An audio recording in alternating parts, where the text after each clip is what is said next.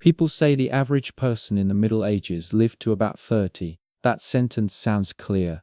It is also deeply misleading, because it quietly suggests that life ended early, when in reality it was ended early, again and again before it had a chance to begin properly. Life expectancy was not a promise. It was a scar left by everything that went wrong first. Birth, childhood, disease, hunger, work. Why does one number erase all of that? Why does it make strong survivors look weak? And why do we still repeat it, as if dying young was the rule rather than the filter? People say the average person in the Middle Ages lived to about 30, and once that sentence is spoken, everything else tends to stop there, as if the number itself explains the experience, as if it captures what daily life felt like inside a body that woke up not knowing whether the year would finish with the same people still breathing. Because life expectancy was never something medieval people experienced forward in time. It was something calculated backward from losses that had already happened. Stacked early, heavy and uneven, the first mistake modern ears make is assuming that this number describes adults, when in truth it mostly describes children who never became them, because the most dangerous moment of medieval life was not old age or even illness later on. It was the simple act of arriving, of surviving birth, of making it through the first fragile years when the world applied its harshest pressure immediately, without warning or mercy in the Middle Ages. Birth was not a beginning, it was a gamble, and that gamble resolved quickly, sometimes within hours, sometimes within days, often before a child could be named with confidence, because naming someone who might not last the week carried a quiet emotional cost. One learned through repetition rather than philosophy, and this reality alone crushed life expectancy numbers long before adulthood ever entered the calculation. This is why asking what life expectancy was like during the Middle Ages requires starting at the wrong end of life. Not with deathbeds, but with cradles, because the average collapsed early, dragged downward by infant mortality so severe that it reshaped the entire statistical landscape, making the world look shorter lived than it actually was for those who survived long enough to remember years instead of seasons. If half the children in a village never reached adolescence, the average life expectancy would sink dramatically, even if the other half lived into their 50s or 60s, and this is the part modern interpretations often skip, because averages feel intuitive while distributions do not, and yet distribution is where medieval life actually happened, unevenly, unfairly, and front-loaded with risk. Why does this matter? Because when we repeat that medieval people lived to 30, we unconsciously imagine adults aging rapidly and dying young, when the truth is colder and more uncomfortable. Many never reached adulthood at all, and those who did were not fragile survivors limping toward an early grave. They were bodies that had already passed through the most lethal filter. Their environment could impose. Childhood in the Middle Ages was not a protected phase. It was a prolonged exposure to disease, to hunger, to accidents, to work that began earlier than modern minds like to admit, and this exposure determined life expectancy far more decisively than anything that happened later, because once someone survived into their teens, the statistical odds shifted quietly but meaningfully. This is where the number 30 becomes misleading again, because it hides the turning point, the moment when survival probability improved. Not because the world became safer, but because the individual had already endured its worst conditions. The body that reached adulthood was not lucky in a romantic sense. It was conditioned, hardened, tested by repetition. When we ask what life expectancy was like during the Middle Ages, we are really asking how many chances a body had to be removed from the population early, and childhood offered the most. Disease did not arrive politely or predictably. There was no understanding of germs, no reliable treatment, no consistent prevention, and so fevers were negotiations rather than symptoms. Injuries were potential nentet rather than inconveniences. A small infection could escalate without warning, and families often realized something was wrong only after it had already passed the point of intervention. Not because they were careless, but because there was no framework for early detection.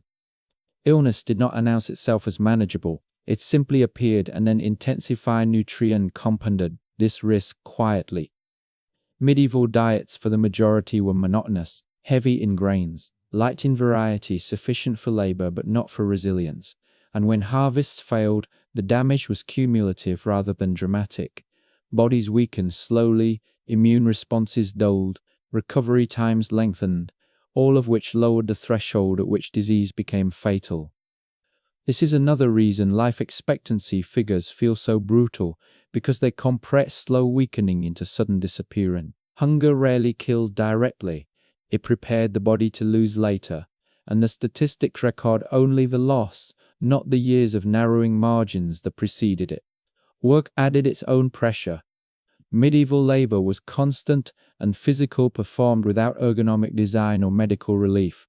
Injuries accumulated rather than healed, and a body that could no longer work was a body at greater risk, because dependency itself was dangerous in a world without social safety nets, where survival depended on continued contribution. Again, this shaped life expectancy indirectly, not through spectacular deaths, but through vulnerability. A weakened body was less able to withstand illness, less able to recover from injury, less able to endure cold winters or bad seasons. And so the risk of early death remained present even after childhood, though no longer as concentrated. Women faced an additional layer of danger. That statistics also flattened childbirth. Pregnancy in the Middle Ages was not an occasional risk, it was a recurring one, repeated across a lifetime, each pregnancy reopening the possibility of fatal complications, and yet high birth rates were necessary precisely because so many children died young. This repetition mattered deeply for life expectancy calculations, because maternal mortality removed adults from the population at ages when survival might otherwise have continued for decades, and this removal was not random. It was biologically patterned, disproportionately affecting women regardless of strength or experience. When modern readers hear that life expectancy was low, they often imagine a society resigned to early death. But medieval people did not experience their lives as countdowns toward 30. They experienced them as negotiations year by year, season by season. Survival was not assumed, but neither was it limited by a specific age. Many adults lived into what we would now call old age. 50s, 60s, even 70s appear in records. And when they did, they were not anomalies. They were survivors of early filtering, proof that human lifespan itself had not changed dramatically, only access to it. This distinction is the heart of the question. What life expectancy was like during the Middle Ages depends entirely on where you look. At birth it was brutally low. After childhood it improved significantly, and for those who avoided disease, hunger, war, and repeated physical breakdown, life could extend much further than the famous number suggests. So why does the myth persist? Because a single number is easier to remember than a layered reality, and because averages offer emotional distance. They turn uneven suffering into something neat and abstract, something that sounds definitive while explaining very little. Life expectancy in the Middle Ages was not a promise of short life. It was a record of early loss and understanding that changes how we see the people who lived then, not as fragile, not as doomed, but as individuals moving through a world that tested them immediately and repeatedly, removing many early and leaving the rest to live on in bodies already shaped by survival. Bodies that did not expect longevity but did not rule it out either. And this is why the question cannot be answered by a number alone, because the real story of medieval life expectancy begins where most summaries stop and continues quietly through the lives of those who passed the first brutal filter and kept going while the statistics looked back and counted them as already gone. And once someone was counted as gone by those early losses, the remaining lives unfolded inside a very different statistical reality where danger did not disappear but redistributed itself across years instead of days, which is why understanding medieval life expectancy means tracing how risk changed shape over time rather than assuming it remained constant from birth to death. After childhood, the world did not suddenly become safe, but it did become slower in how it removed people because the most aggressive pressures had already done their work. Disease still circulated, hunger still returned, work still strained bodies, but the rate at which individuals were taken fell noticeably, and this shift is visible wherever records survive long enough to show it. This is where modern summaries often fail because they compress an uneven process into a flat number, and in doing so erase the difference between dying early and living long under constant threat, when in reality medieval life expectancy functioned more like a steep cliff followed by a long uneven plane, rather than a steady downward slope. If you survive the first years, your chances of seeing many more increased, not because of protection but because survival itself was cumulative. Every year lived was another year of resistance, built into the body and mind, immune responses strengthened, experience taught avoidance, and small adaptations mattered more than any single intervention. This does not mean medieval adults were healthy. By modern standards, they were simply less likely to be removed. Instantly, a fever was still dangerous, and injury could still turn fatal. But the body that had already endured childhood disease, malnutrition, and labor was better equipped to endure again. And this endurance shaped the real experience behind the statistics. Why then does the number 30 remain so persistent? Because it is clean, because it feels shocking, and because it allows modern audiences to feel superior distance rather than continuity. It frames the past as fundamentally other instead of structurally familiar under harsher conditions. When we look closely at adult life in the Middle Ages, what emerges is not constant collapse, but routine survival. People worked, married, raised children, argued, complained, aged, and adapted much as people do now, only with fewer margins for error and fewer buffers. When things went wrong, disease remained the dominant background. Presence, not as a single event, as a continuous pressure. Medieval towns and villages existed without sanitation systems, clean water guarantees, or an understanding of transmission. Illness did not arrive as an exception. It was part of the environment, and this environment shaped life expectancy year by year. Plagues capture attention because they were dramatic, but they were not the only forces at work. Smaller infections, respiratory illnesses, parasites, and fevers chipped away, constantly removing individuals whose bodies were already compromised by labor, hunger, or prior sickness. Medical practice did little to counter this, not because medieval people were foolish, but because knowledge was limited. Treatment often followed tradition rather than evidence, bloodletting, and herbal remedies were applied confidently, sometimes helping, sometimes harming, and often doing neither, in a way that changed long-term outcomes. What mattered more than treatment was exposure, how often someone encountered disease, how crowded their living conditions were, how strong their nutrition had been in the years before infection, and whether their body had enough reserve to recover. And these factors varied dramatically across population groups. Diet played a quiet but decisive role. Medieval food systems were fragile, dependent on harvest, success, weather, and storage. For most people, meals were repetitive and adequate only in good years, and this adequacy defined survival margins rather than strength. When food was sufficient, bodies endured. When it was scarce, immune systems weakened, recovery slowed, and minor illnesses became fatal, not immediately, but predictably, and these predictable failures accumulate into life. Expectancy figures that hide the process behind the outcome. Labor amplified this effect. Agricultural work, in particular, placed constant strain on the body. Injuries accumulated rather than healed, to be treated, but a state to be endured. A body worn down by decades of work was less able to survive illness and more likely to be counted among early adult deaths. Again, this is not sudden collapse, but gradual narrowing of options, and this narrowing determines life expectancy far more than dramatic events, because it increases vulnerability. Rather than guaranteeing removal, women experience this narrowing differently.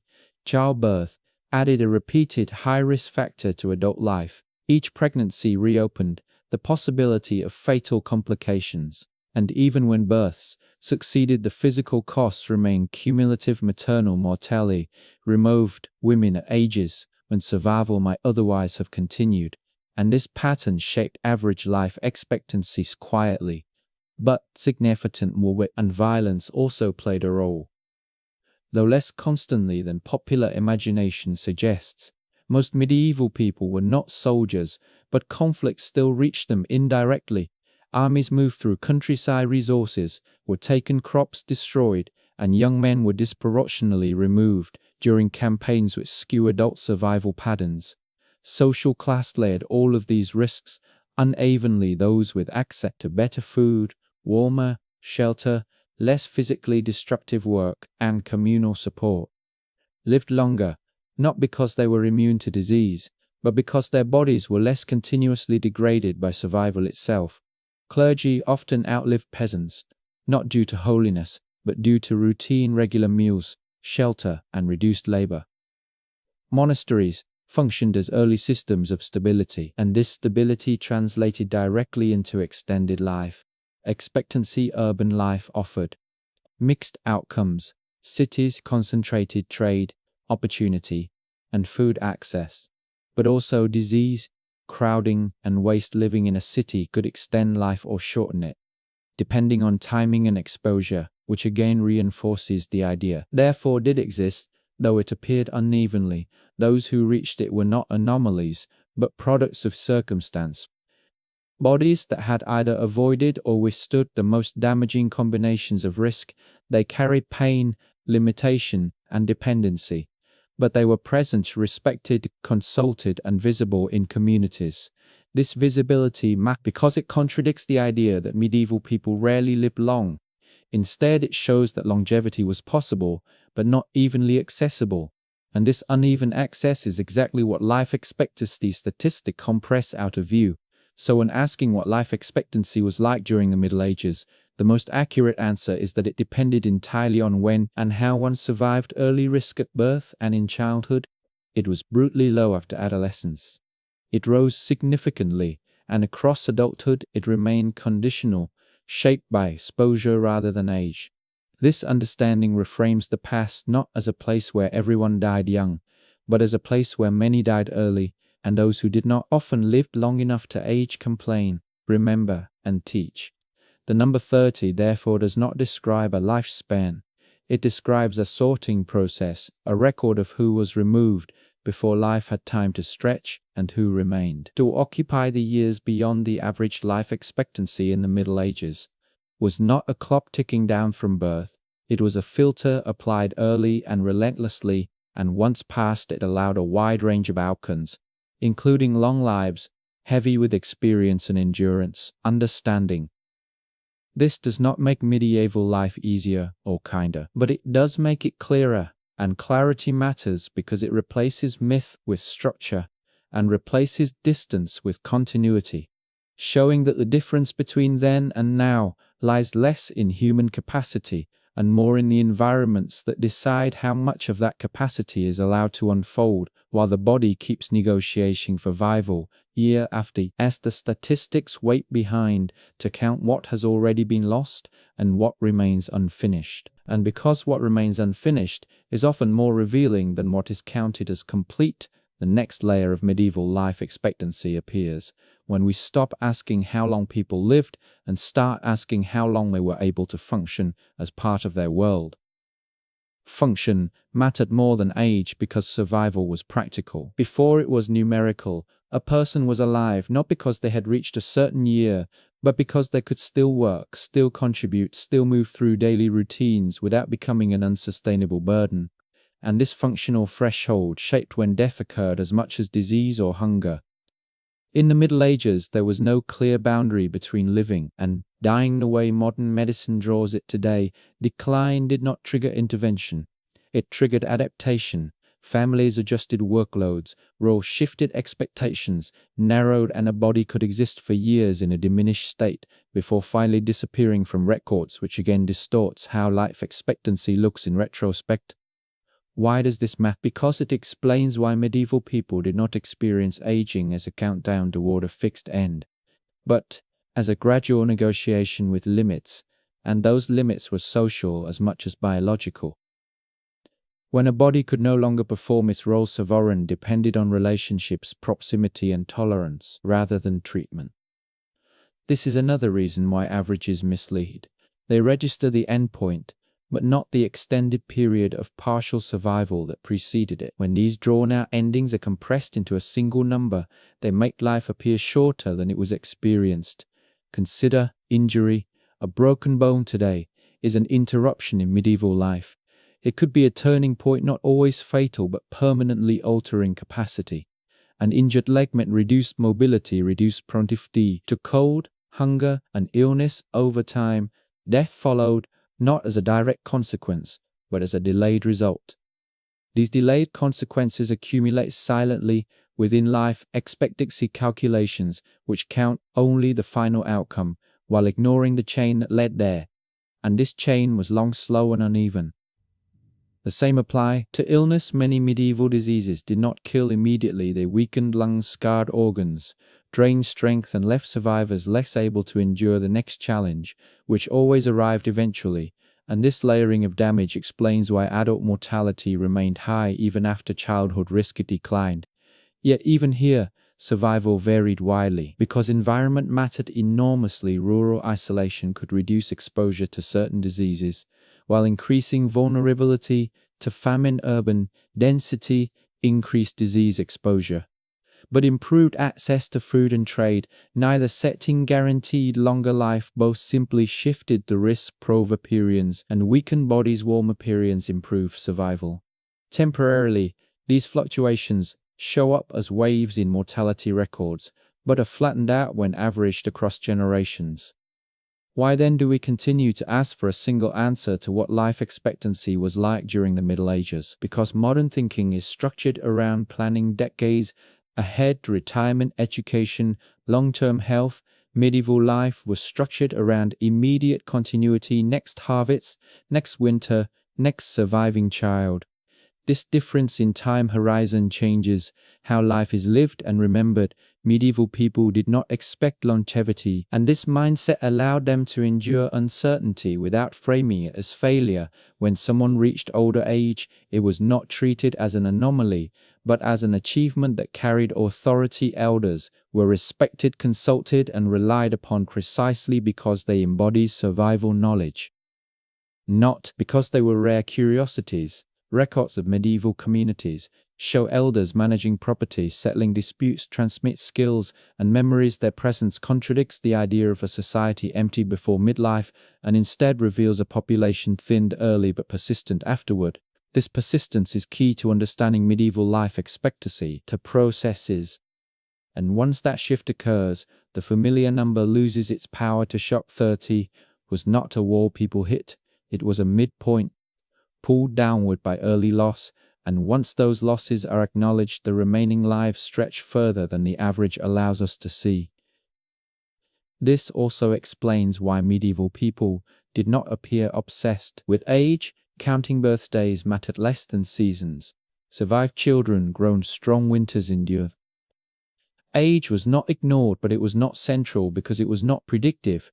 Modern societies track age because age predicts access. Medieval societies track capacity because capacity predicted survival. When applied backward, life expectancy is a tool designed for populations with stable records, predictable risks, and delayed mortality. Medieval populations had none of these conditions, and yet we apply the same metric and expect clarity. Clarity instead emerges when we reframe the question. What life expectancy was like during the Middle Ages becomes less about how long lives lasted and more about how survival was distributed across life stages. Early life was lethal, adulthood was conditional, old age was possible but uneven, and at no point was survival guaranteed. This structure explains the statistical outcome without reducing lived experience to a single claim.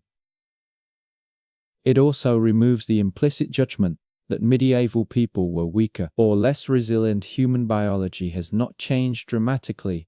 What changed was exposure to uncontrollable risk. Once antibiotics, sanitation, nutrition, and safer childbirth entered the equation, early life mortality collapsed, and with it, average life expectancy mortality, DFI. When applied to the Middle Ages, it tells us how dangerous the environment was, not how limited the people were. Understanding this reframes the past as structurally harsh rather than biologically deficient. And it restores continuity between medieval and modern lives by showing that the difference lies in risk management, not in human potential. When the question is asked again what life expectancy was like during the Middle Ages, the most honest answer is that it was fractured, brutal at the beginning, conditional in the middle, and surprisingly open. Ended at the end for those who reached it, the famous number survives because it simplifies this complexity into something repeatable. But repetition does not make it accurate, and accuracy requires holding multiple truths at once. Many died young, many lived long, and the average tells us very little about either. Without context, life expectancy during the Middle Ages was not a sentence imposed at birth. It was a landscape filled with early traps, narrow paths, and occasional long clearing, and people moved through it with awareness rather than expectation, adapting continuously until adaptation failed and only then becoming part of the count. This is why the story does not end with a number, because numbers arrive after life has already happened, and medieval life happened unevenly, shaped by forces that removed some early, allowed others to continue, and left behind a statistical shadow that still confuses us now as we look back and try to compress lived endurance into a single measure that was never designed to hold it. And when we follow that shadow forward, instead of flattening it backward, another pattern becomes visible. A pattern that explains why medieval life expectancy cannot be reduced to a single era-wide verdict, because the Middle Ages themselves were never uniform, not across centuries, not across regions, not across living conditions. Life expectancy in the early medieval period did not mirror that of the later centuries, because population density shifted, trade networks expanded or collapsed, climate stability changed, and disease exposure moved with them. These changes altered survival quietly, without ever announcing themselves clearly to the people living through them. In quieter rural regions, isolation reduced exposure to epidemic disease, but increased vulnerability to famine, injury, and seasonal failure. Expanding towns, by contrast, created opportunity and steadier food flow, alongside crowding, waste, and constant contagion. Records that survive from monasteries, towns, and estates reflect these differences subtly through age, distributions that appear not as neat curves, but as irregular clusters shaped by local conditions rather than universal rules. And this irregularity is precisely what averages erase. Why does this matter? Because it shows that medieval life expectancy was responsive. It rose and fell with conditions, not centuries, and this responsiveness undermines the idea of a single medieval lifespan. Even within the same generation, survival could change dramatically after a good harvest, after a bad winter, after a local outbreak. These fluctuations shaped how long people lived far more than the calendar itself. They moved through danger that sometimes receded and sometimes returned. Life expectancy tracked these movements imperfectly, always late, always after the fact. This is why asking what life expectancy was like during the Middle Ages requires resisting the comfort of summary, because summary belongs to hindsight. While survival did not know the average, they knew the risks. They knew which children had survived, which winters had been harsh, which neighbors had disappeared, and which elders were still present. That knowledge guided behavior far more accurately than any number ever could. In that sense, life expectancy existed as lived awareness rather than statistical fact. It was felt, not calculated, and it changed as conditions changed. Understanding this closes the distance between modern and medieval experience by showing that the difference lies not in how people valued life, but in how predictable survival had become. When predictability increased, averages rose, but at no point did the human capacity for endurance change, so the medieval lifespan cannot be captured by a single figure because it was never experienced as one. It unfolded unevenly, shaped by place, timing, and exposure, and only later condensed into a number that now stands in for a complexity it was never meant to hold. And once that complexity is acknowledged, the question naturally shifts from how long medieval people lived to how life was structured around the expectation that survival was uncertain and temporary, which shaped decisions, relationships, and priorities in ways that modern average cannot capture, because when survival is not guaranteed, planning becomes flexible, cautious, and immediate and abstract MIDI households were built around continuity rather than longevity. Families expected loss, but they also expected replacement, not in a careless sense, but as a practical response to high early mortality.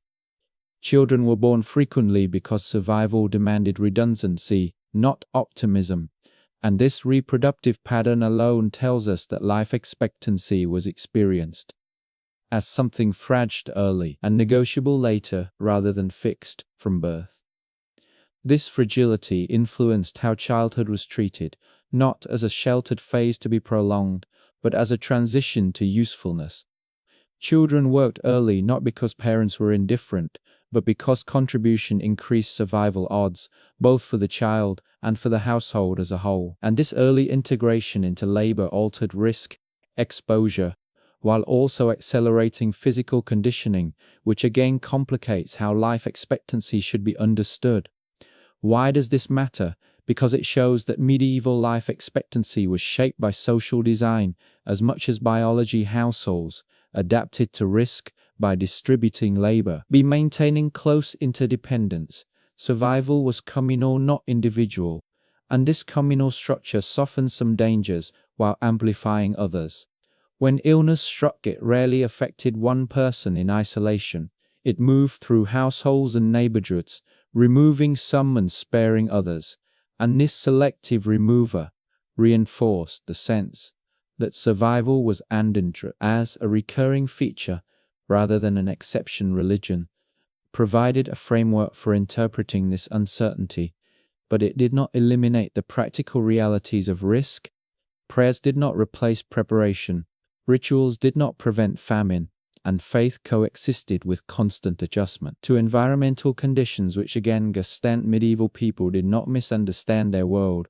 They simply lacked control over many of its variables. Life expectancy therefore functioned less as a horizon and more as a background pressure, shaping behavior subtly but persistently. People invested in skills rather than futures, in relationships rather than timings, rather than distant planning.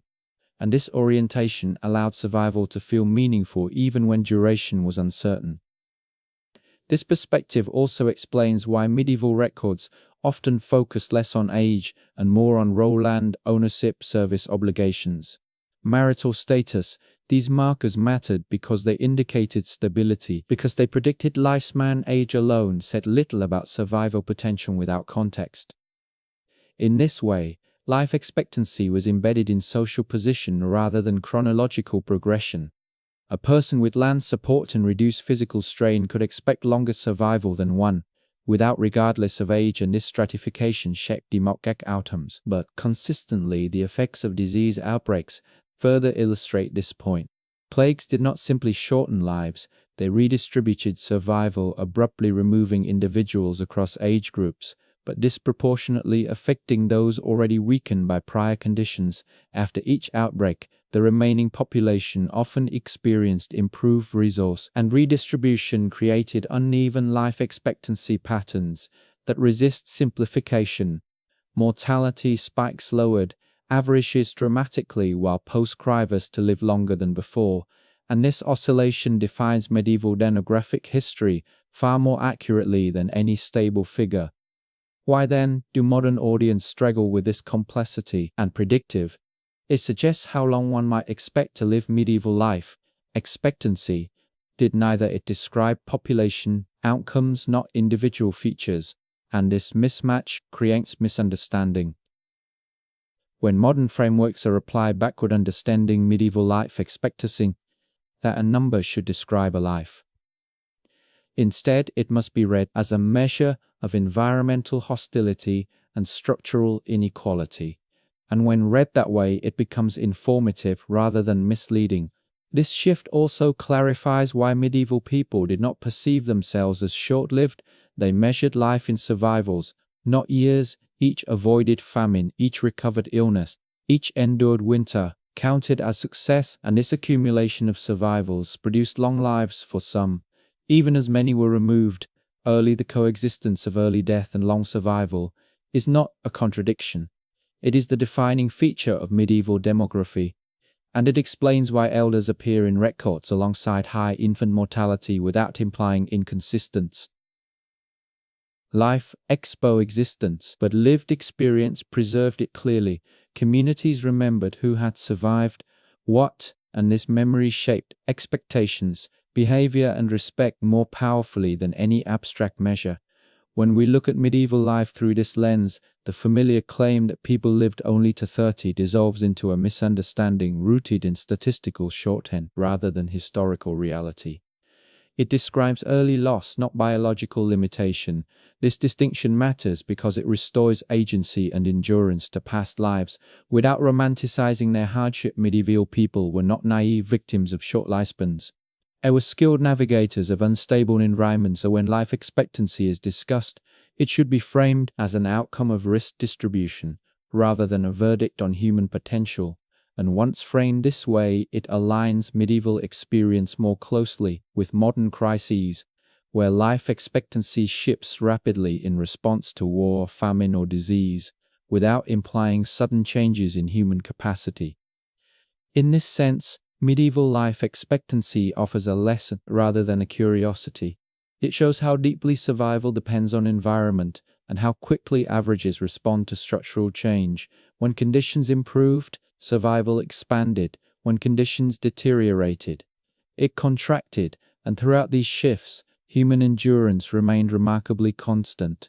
This continuity and social support in shaping how long lives are allowed to unfold, understanding what life expectancy was like during the Middle Ages, therefore, means understanding that lives were not uniformly short, they were unevenly distributed across risk, and once that unevenness is acknowledged, the past appears less alien and more instructive. The medieval world tested people early, repeatedly removing many before adulthood, while allowing others to persist long enough to age, accumulate experience, and contribute meaningfully. And this dual outcome defines the reality behind.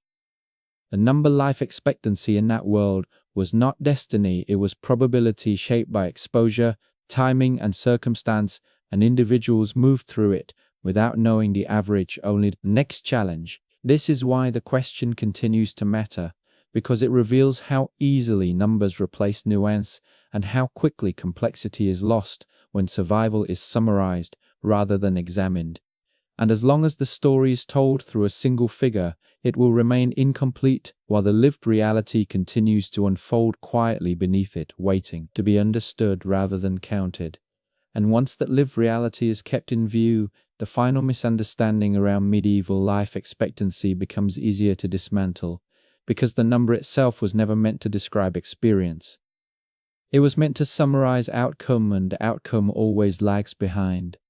Because medieval people did not move through their lives thinking in terms of averages, they responded to signals: scarcity, illness, recovery, loss, survival, and these signals changed faster than any long-term expectation could form.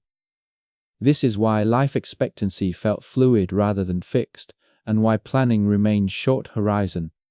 Not because people lacked foresight, but because foresight without control offered little advantage. A household planned for the next season, not the next decade, because conditions beyond that were unknowable, and this uncertainty shaped emotional investment decisions around labor, marriage, reproduction, and care.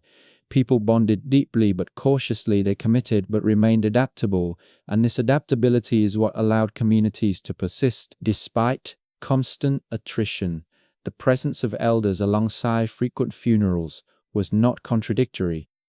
It was expected. Loss and continuity coexisted, and neither erased the other. Life expectancy, as we calculate it today, collapses this coexistence into a single value, which make medieval life appear uniformly brief when in reality it was sharply divided. Early danger by conditional endurance. The mistake is not in the data but in the interpretation.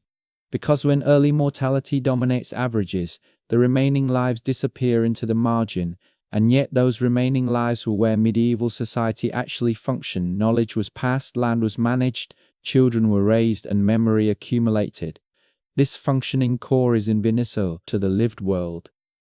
And once that is understood, the question, what life expectancy was like during the Middle Ages, can finally be answered. Honestly, it was harsh at the beginning, unstable throughout, and open-ended for those who endured long enough to reach it.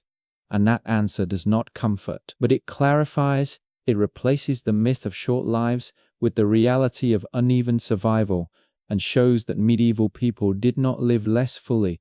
They lived under conditions that decided early who would be allowed to continue and who would not. And after that sequence is understood, another dimension of medieval life expectancy becomes visible, one that rarely appears in summaries because it refuses to sit neatly inside demographic tables, yet it shapes survival just as powerfully, and that dimension is shock, sudden disruption, events that arrive without warning and rearranged life expectancy instantly rather than gradually.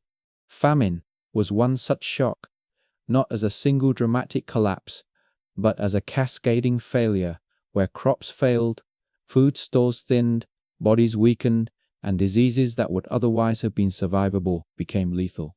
Famine did not always kill directly, it lowered the threshold at which everything else became fatal, and this lowering spread unevenly across communities, removing the very young, the already sick, and the marginal first, while leaving behind those with slightly more reserve, which again altered life expectancy through selective pressure rather than uniform decline. War functions similarly, but through different mechanics, because medieval warfare rarely resembled constant battlefield slaughter. Instead, it disrupted agriculture, displaced populations, destroyed food supplies, and increased disease exposure. Soldiers were removed abruptly, but civilians often suffered delayed consequences: hunger, injury, infection, stress, that shortened life indirectly and unpredictably, which makes war difficult to isolate as a cause of death, while still placing it at the center of life expectancy shifts. Epidemic disease represents the most visible shock, because it left records and memory. Plagues cut across age groups and social roles, collapsing the usual pattern of early loss followed by conditional endurance. Yet even here survival was uneven. Some recovered, others did not, and those who did often lived long afterward, benefiting from reduced competition for resources and altered social structures, which paradoxically extended life for some after mass mortality events. This pattern appears repeatedly. Outbreaks lower population density, temporarily increase food access and labor value, and improve survival odds for those who remain. Life expectancy dips sharply and then rebounds, not because conditions became safe, but because the balance between population and resources shifted, and this oscillation further demonstrates why medieval life expectancy climate acted as a slower shock. Colder periods shortened growing seasons, increased hunger, and weakened immune systems, while warmer periods allowed population growth and improved survival temporarily. These shifts unfolded over decades rather than years, but their impact on life expectancy. People did not experience climate change as an abstract trend. They experienced it as repeated hard winters, failed harvests, or unexpected abundance, and survival tracked those experiences rather than any long-term average. Why is this important?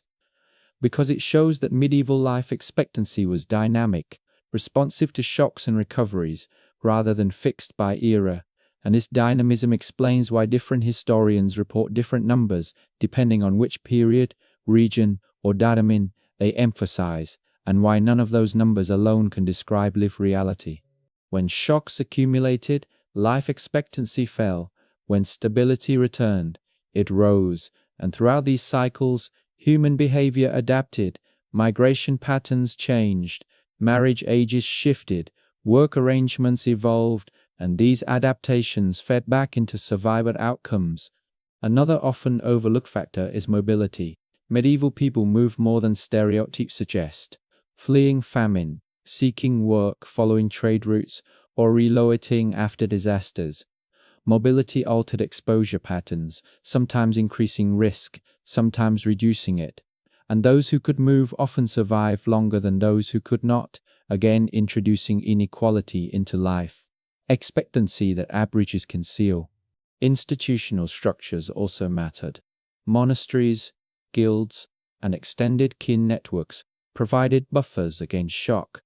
Members of these structures had access to food, care, and shelter during crises, which extended survival while those outside faced unmitigated risk. And this institutional protection is another reason why life expectancy varied so widely. None of these factors operated in isolation. They layered, interacted, and compounded, creating survival pathways that diverged sharply early and continued to diverge across life stages. Which is why asking for a single medieval life expectancy figure is like asking for the average depth of a river when survival depends entirely on where one steps. Medieval people learned this intuitively. They adjusted behavior after shocks. They remembered which paths were dangerous, which seasons were lean, which places offered refuge, and this memory informed survival decisions far more effectively than any abstract expectation of lifespan. This experiential knowledge also shaped emotional responses to death. Loss was frequent, but not normalized in the sense of indifference. Grief was present, but it coexisted with pragmatism, because survival required continuing despite absence. And this coexistence of mourning and adaptation further illustrates that medieval life expectancy was lived as a process rather medieval life expectancy mection. The persistence of the myth of universally short medieval lives therefore says more about modern discomfort with complexity than about the past. Numbers offer closure. They feel decisive, but medieval life resists closure because it was shaped by contingent forces that changed too often to be summarized cleanly. Understanding this does not require abandoning statistics, but it does require reading them with restraint, recognizing that they describe outcomes after the fact rather than experiences as they unfolded. And when this restraint is applied, the question of medieval life expectancy becomes less about correcting a number and more about restoring context. Context that shows many lives ended early, many continued long, and most were shaped by cycles of risk, recovery, and adaptation. And this pattern, rather than any single figure, is what life expectancy was actually like during the Middle Ages. And once that context is restored, another quiet misunderstanding dissolves, the idea that medieval people lived without awareness of time or death, when in reality they were acutely aware of both, simply in a different way. Because when life expectancy is unstable, awareness sharpens rather than fades. Time was not counted forward toward an assumed end. It was measured backward through survival, through winters endured, illnesses recovered from children, raised past danger, and this backward counting shaped how people understood age and longevity. A person was not considered old because of a number of years lived, but because of what they had survived, and this survival carried social meaning that modern age thresholds cannot frustrate. Elders were respected not for their age alone, but because their continued presence signaled an unusual alignment of circumstance, resilience, and support, and this respect reinforced the idea that long life was possible even if not guaranteed. This possibility mattered deeply because it countered fatalism. Medieval people did not assume early death as destiny. They treated survival as conditional but real, something that could be extended through care, cooperation, and adaptation. Households stored food when they could. Communities shared labor. Neighbors assisted during illness. Not because they believed everyone would live long, but because they believed some would. And that belief justified effort. This effort is often invisible in life expectancy figures, but it shaped outcomes continuously. Care did not stop death, but it delayed it often enough to matter, extending lives by months, years, sometimes decades, and these extensions accumulate quietly beneath the average. Even small delays mattered, because each delayed death allowed knowledge to pass, labor to continue, children to reach safer ages, and households to stabilize, which in turn improved survival odds for others. This feedback loop is essential to understanding medieval life expectancy. Survival was not only individual, it was systemic, and systems adapt, even when they cannot control all variables. When we see medieval life only through mortality rates, we miss this adaptive layer, the slow work of persistence that made society possible despite constant loss. The fact that medieval communities endured at all is evidence that life expectancy, while harsh at the beginning, allowed enough continuity to sustain culture, memory, and structure.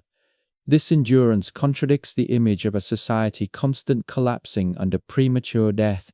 Instead, it reveals a society constant repairing itself, adjusting to loss and redistributing roles. Life expectancy did not define this process, it emerged from it, and always after the fact. This is why medieval people could grieve deeply while continuing practically, because grief did not negate responsibility, and responsibility did not erase grief. Both coexisted as survival strategies.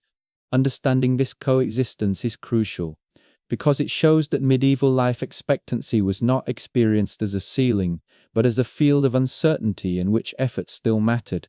People acted as if survival could be extended, because often it could, and that belief shaped behavior even when outcomes were unpredictable. So when we ask again what life expectancy was like during the Middle Ages, the answer is not only about danger, it is also about persistence under danger, about lives lived with the knowledge that continuation was uncertain, but still worth pursuing. And this pursuit is the thread that runs beneath every statistic, invisible but essential, reminding us that averages describe what happened, not how people lived while it was happening. And as that thread continues forward, the final pressure shaping medieval life expectancy emerges not from sudden shock, but from accumulation, the slow wearing effect of repeated strain that did not kill immediately, but narrowed margins year after year, because survival in the medieval world was not decided once, it was decided many times in small ways. Through diet that barely sustained, through labor that never fully rested, through injuries that healed imperfectly, and through infections that left weakness behind, even when they did not end life outright. And this accumulation explains why many medieval adults lived long lives that were physically diminished without being statistic short. Because life expectancy counts presence, not condition. It records that someone remained alive, not how much effort it took to remain that way, or how constrained that life became as the years passed. This matters because it reveals another distortion created by averages. The difference between living long and living intact. Medieval people often did the former without the latter, and this endurance under constraint shaped how aging was perceived, not as a decline from health, but as a gradual negotiation with limitation, which again reinforces that life expectancy cannot be read as quality or ease only, as duration. Survival, past early danger, did not mean safety. It meant a slower form of risk, where the body absorbed damage over time and adapted around it, and this adaptation produced lives that could extend into later decades, while carrying the weight of prior survival, which is why medieval elders often appear described through capability rather than age, who could still work, who could advise, who could supervise, who could no longer contribute physically but remain socially present. Age itself was secondary to function, and function was the true measure of survival, because function determined whether continued life was supported or withdrawn. In times of scarcity, households under strain made difficult choice. Resources were finite, care required labor, and when demands exceeded capacity, the weakest suffered first. And this harsh reality shaped life expectancy subtly by shortening lives at the margins without dramatic events that would register clearly in records. And this is another reason why medieval mortality appears abrupt in data, while being gradual in lived experience. People faded before they disappeared, they weakened before they died, and these transitions rarely mark themselves in statistics, yet they define the human cost behind them. Understanding this accumulation reframes the idea that medieval people were indifferent to longevity. They were acutely aware of its fragility precisely because they felt its erosion daily. They adjusted work pace, they relied more on younger kin, they shifted roles within the household, and these adjustments allowed life to continue, even as capacity declined, which again lengthens life lifespan without improving. Statistical, impestical, ethical, therefore remain conditional throughout life. A strong older adult with support could outlive a younger one, weakened by injury or illness. and this fluidity undermines any attempt to assign fixed age expectations, because survival followed resilience and context rather than chronology. When modern readers imagine medieval life ending abruptly in early adulthood, they miss this extended phase of constrained endurance where life continued under limitation, and this phase occupied a large portion of medieval adulthood. If it does not dominate mortality curves, another layer shaping this endurance was knowledge, practical experience accumulated over years, improved survival. Odds older individuals knew how to avoid certain risks, how to manage food, storage, how to respond to illness, and how to navigate social and this experiential advantage counterbalanced physical declaiture to some degree, which is why age could increase survival and probability in certain contexts rather than reduce it outright, and this inversion confuses modern expectations, but aligns with medieval realities where wisdom often mattered more than strength. Past a certain threshold, this also explains why medieval communities in memory and tradition, because memory preserves survival strategies across generations, allowing younger members to benefit from lessons learned through loss and endurance. And this transmission of knowledge extended life indirectly by preventing repeat mistakes and improving adaptation, which again lengthens survival in ways not immediately visible in averages. When life expectancy is viewed through this lens, it becomes clear that it functioned less as a measure of time and more as a record of how long systems of care, adaptation, and knowledge transmission remained effective around an individual. Once those systems failed, death followed regardless of age, and this dependency on systems rather than years is the core difference between medieval and modern longevity. Modern life expectancy assumes a baseline as a systemic support. Medieval life expectancy depended on whether that support could be maintained locally and continuously. This difference also explains why medieval life expectancy varied so dramatically between communities with similar climates, but different social structures. One could sustain elders, another could not.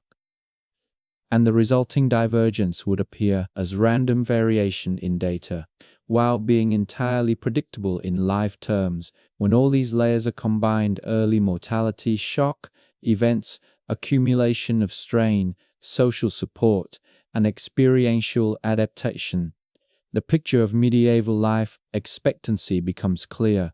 Not short, not simple, not uniform, but segmented, filtered, to be answered with precision rather than myth. What life expectancy was like during the Middle Ages depended on when survival began, how many filters were passed, how often conditions shifted, and how long support systems held. And for those who passed the earliest filters, life could extend far beyond the number most often quoted, but always under negotiation, always contingent, and never guaranteed.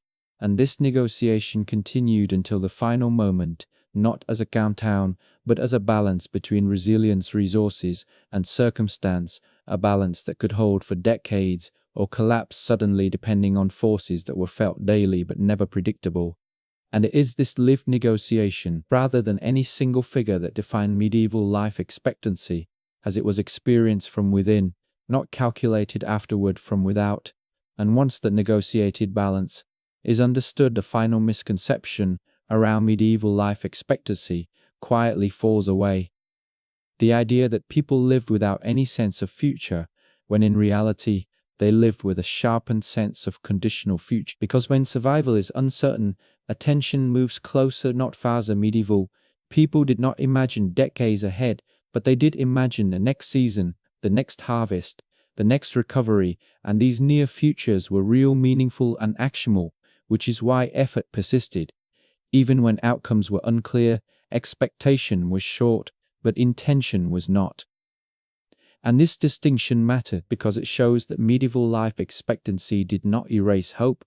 It reshaped it. Hope was attached to survival milestones rather than distant and tied to a child reaching adolescence, to a winter passed without hunger, to an illness survived, and each milestone recalibrated the sense of how long life might continue, which recalibration happened repeatedly as lived experience expanded and contracted over time rather than remaining fixed. People felt their odds change, and responded accordingly, tightening behavior during danger, loosening it during stability. And this responsiveness is incompatible with the idea that medieval people accepted short lives as inevitable.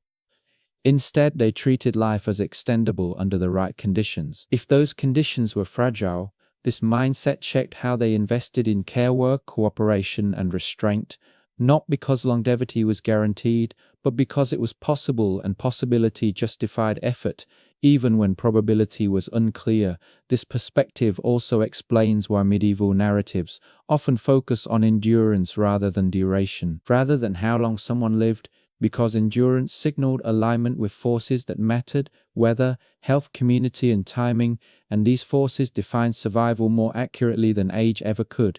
So when we look back and compress these lives into a single average, we lose the internal logic that guided behavior and replace it with a conclusion.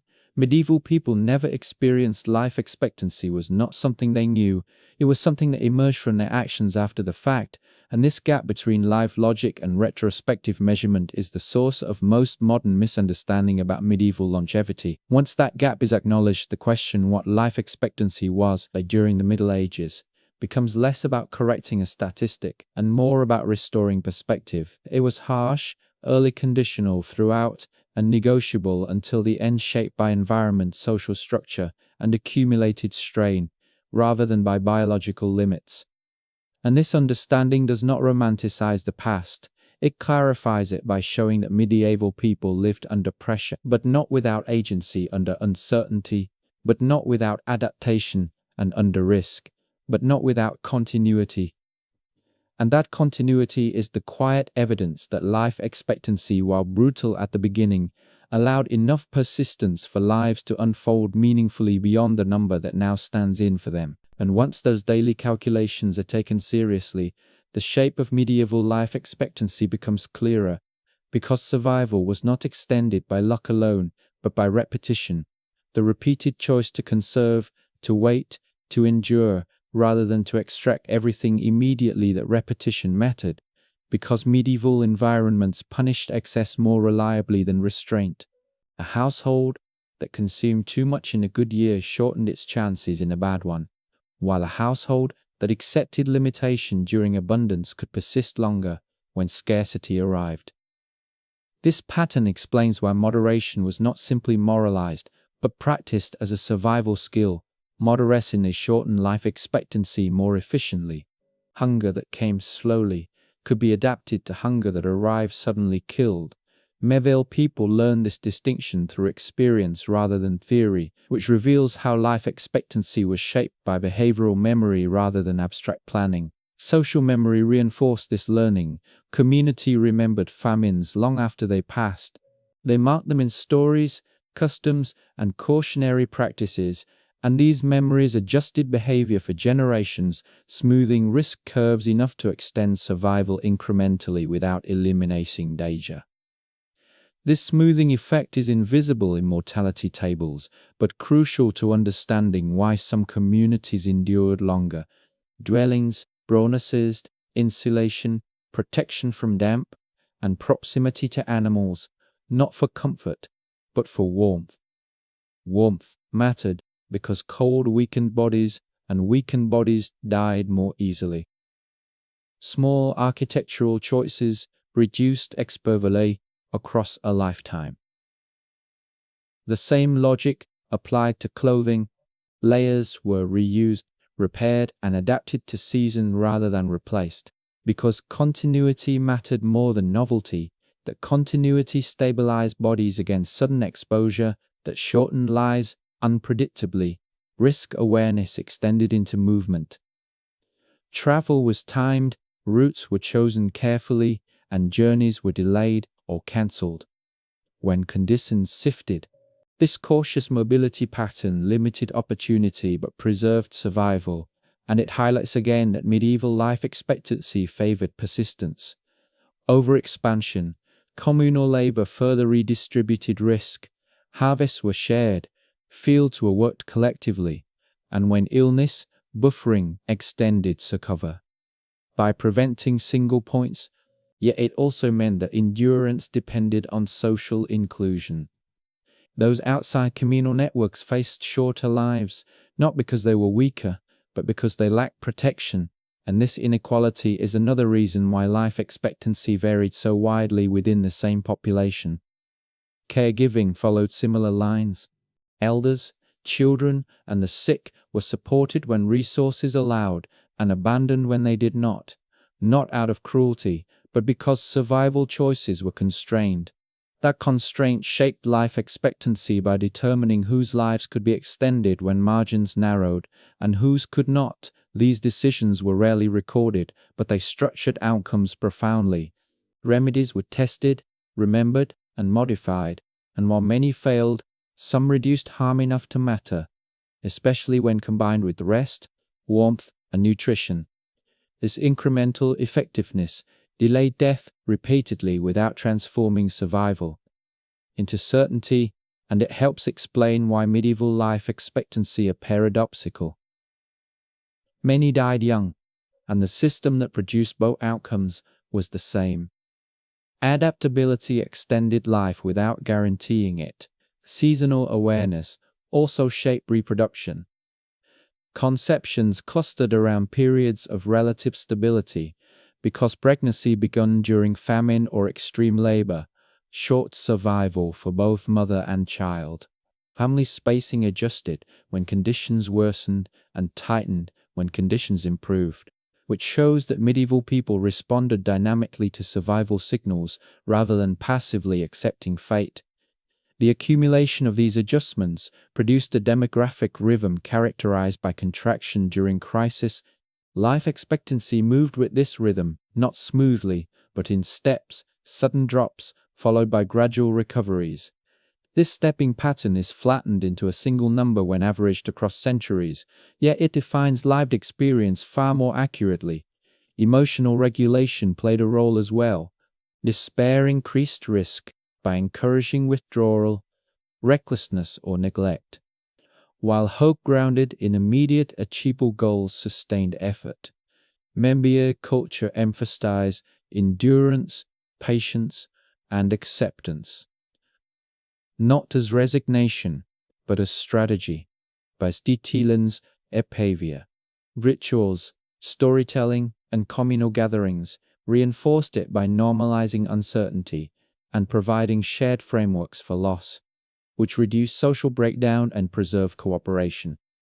And cooperation extended life more reliably than individual resilience alone.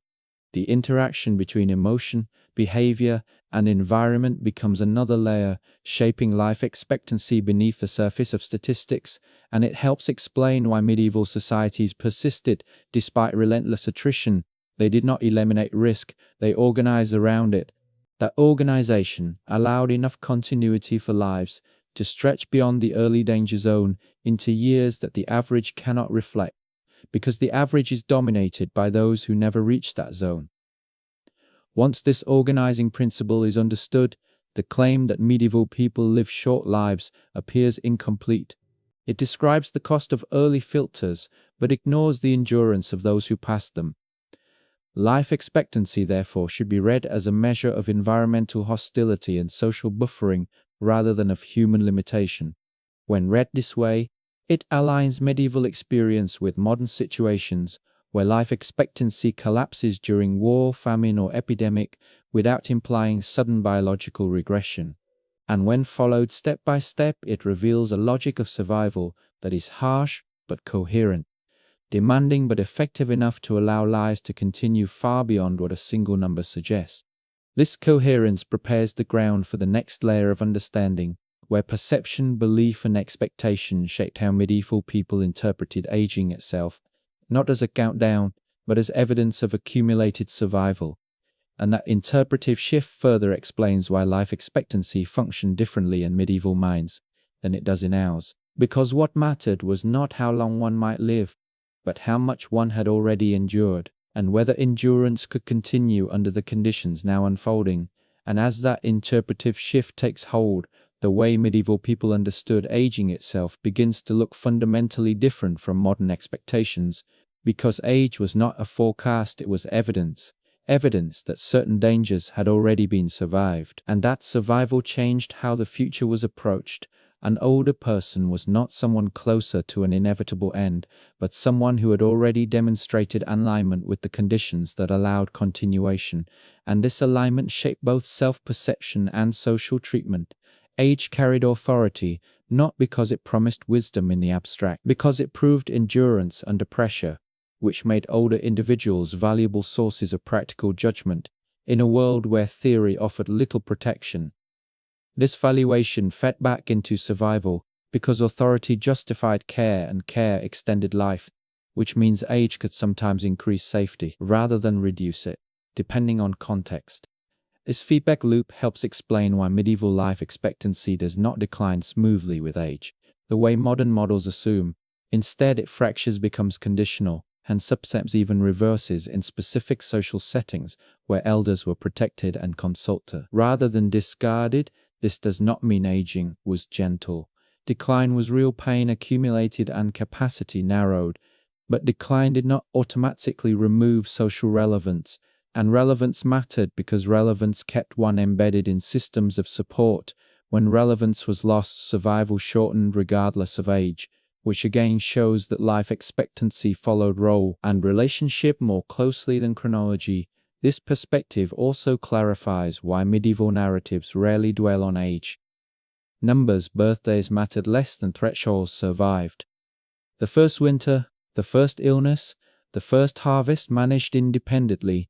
These milestones redefined how long life felt because they marked transitions into safer zones rather than steps toward an end, and each transition recalibrated expectation quietly without announcing itself. This recalibration is invisible in records but central to experience. People did not wake up older and feel closer to death. They woke up having survived another cycle, and survival itself reshaped what seemed possible next. Which is why medieval life expectancy functioned as an emergent property rather than a fixed limit, and why it felt expandable even under constant risk until conditions shifted again and endurance was tested anew under circumstances that could either sustain it or finally overwhelm it, without regard for how many years had already been endured. And from that point, the understanding of medieval life expectancy deepens further when we look at how death itself was anticipated, not as a date, but as a condition that could arrive when balance finally failed.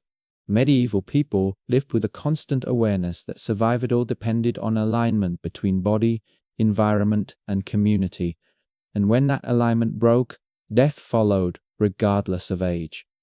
This awareness did not create obsession, it created attentiveness. People watched signs closely, weakness that lingered, coughs that did not pass, changes in appetite, reduced capacity to work.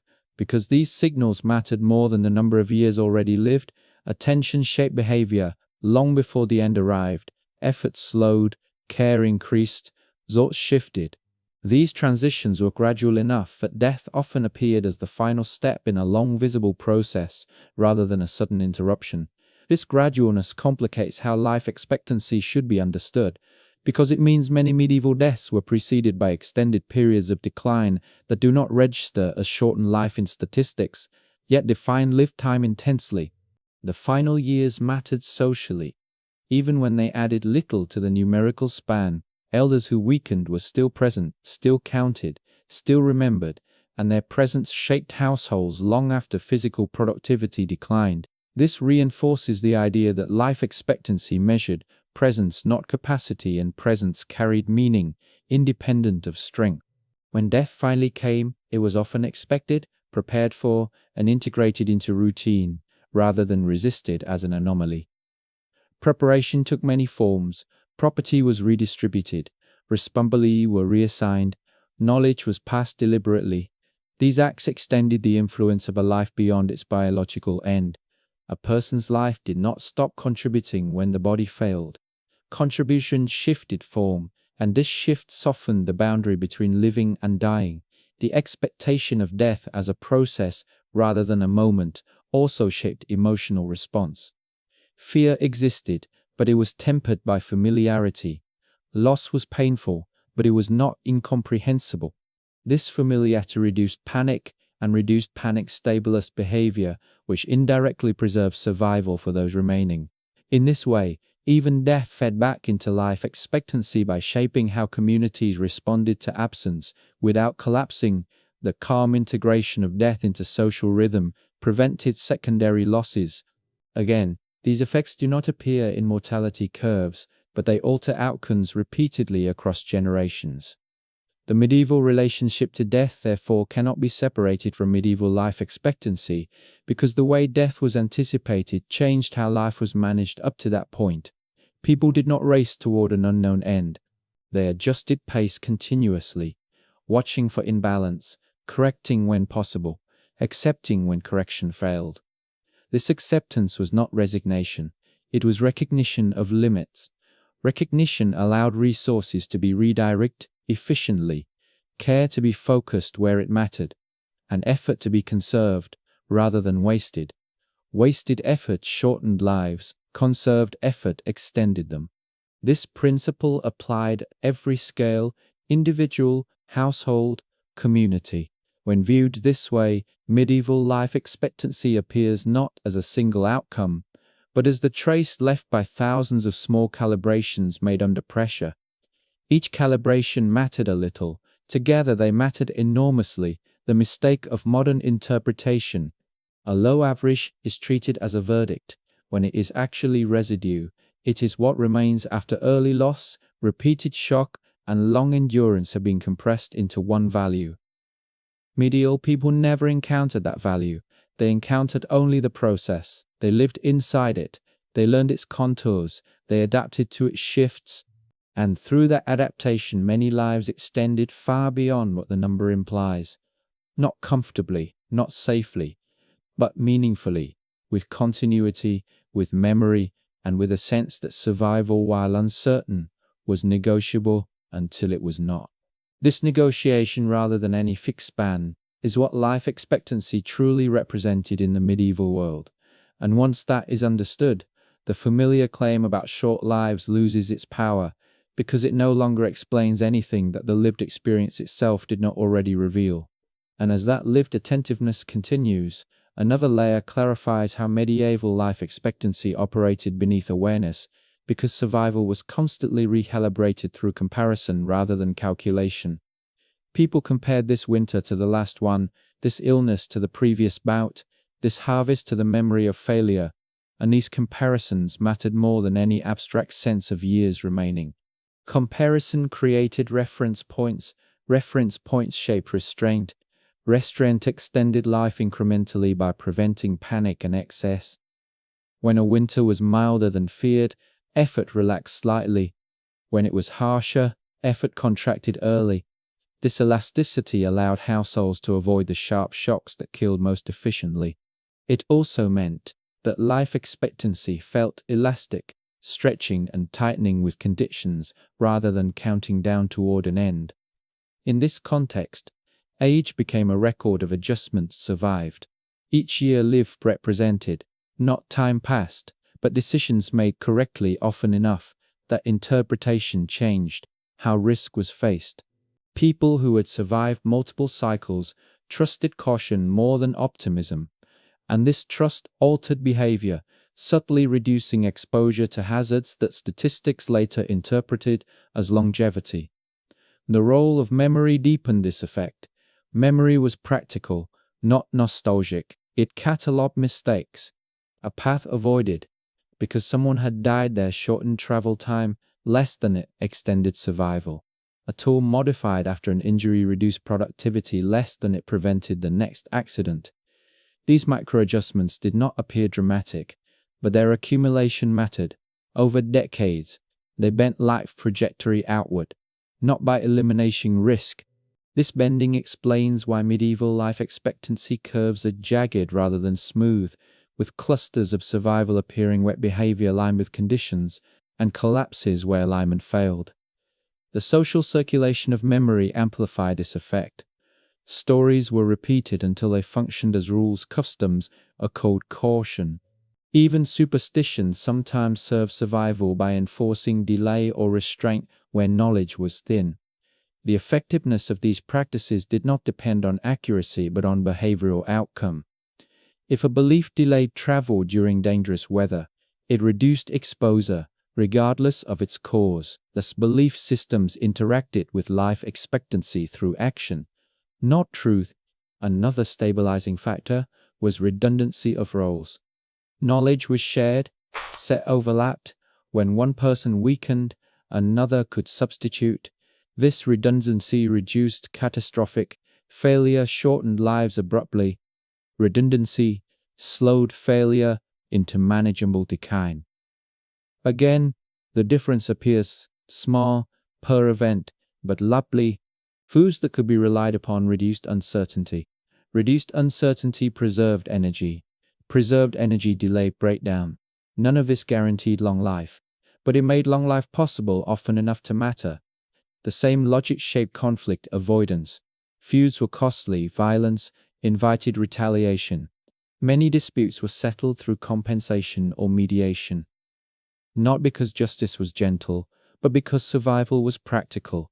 A broken arm could end a working life, a feud could fracture protection networks. Restraint preserved capacity. Capacity preserved life. When violence did occur, it often shortened lives quickly, which is why its avoidance mattered disproportionate to life. Mobility choice reinforced the same calculus. Migration occurred, but selectively people moved when remaining was riskier than leaving, not when opportunity alone beckoned. This conservative limited growth. But preserved survivance was locally higher due to accumulated alignment between people and place. The slow accumulation of strain remained the counterweight. Bodies wore down, injuries compounded, illnesses left marks, survival extended, but at cost. This cost shaped perception. Longevity did not promise comfort. It promised continued negotiation with limitation. That negotiation influenced when people relinquished roles, when they sought care, when they prepared for death. Disruption shortened lives beyond the deceased. Thus, preparation indirectly preserved life expectancy by preventing secondary losses. The final years, often marked by diminished capacity, still contributed to social continuity through instruction, arbitration, and memory contribute justified. Kerminofit defreistamos. This cursor effect is the quiet engine beneath medieval demography. It explains how societies persisted under attrition without requiring extraordinary resilience.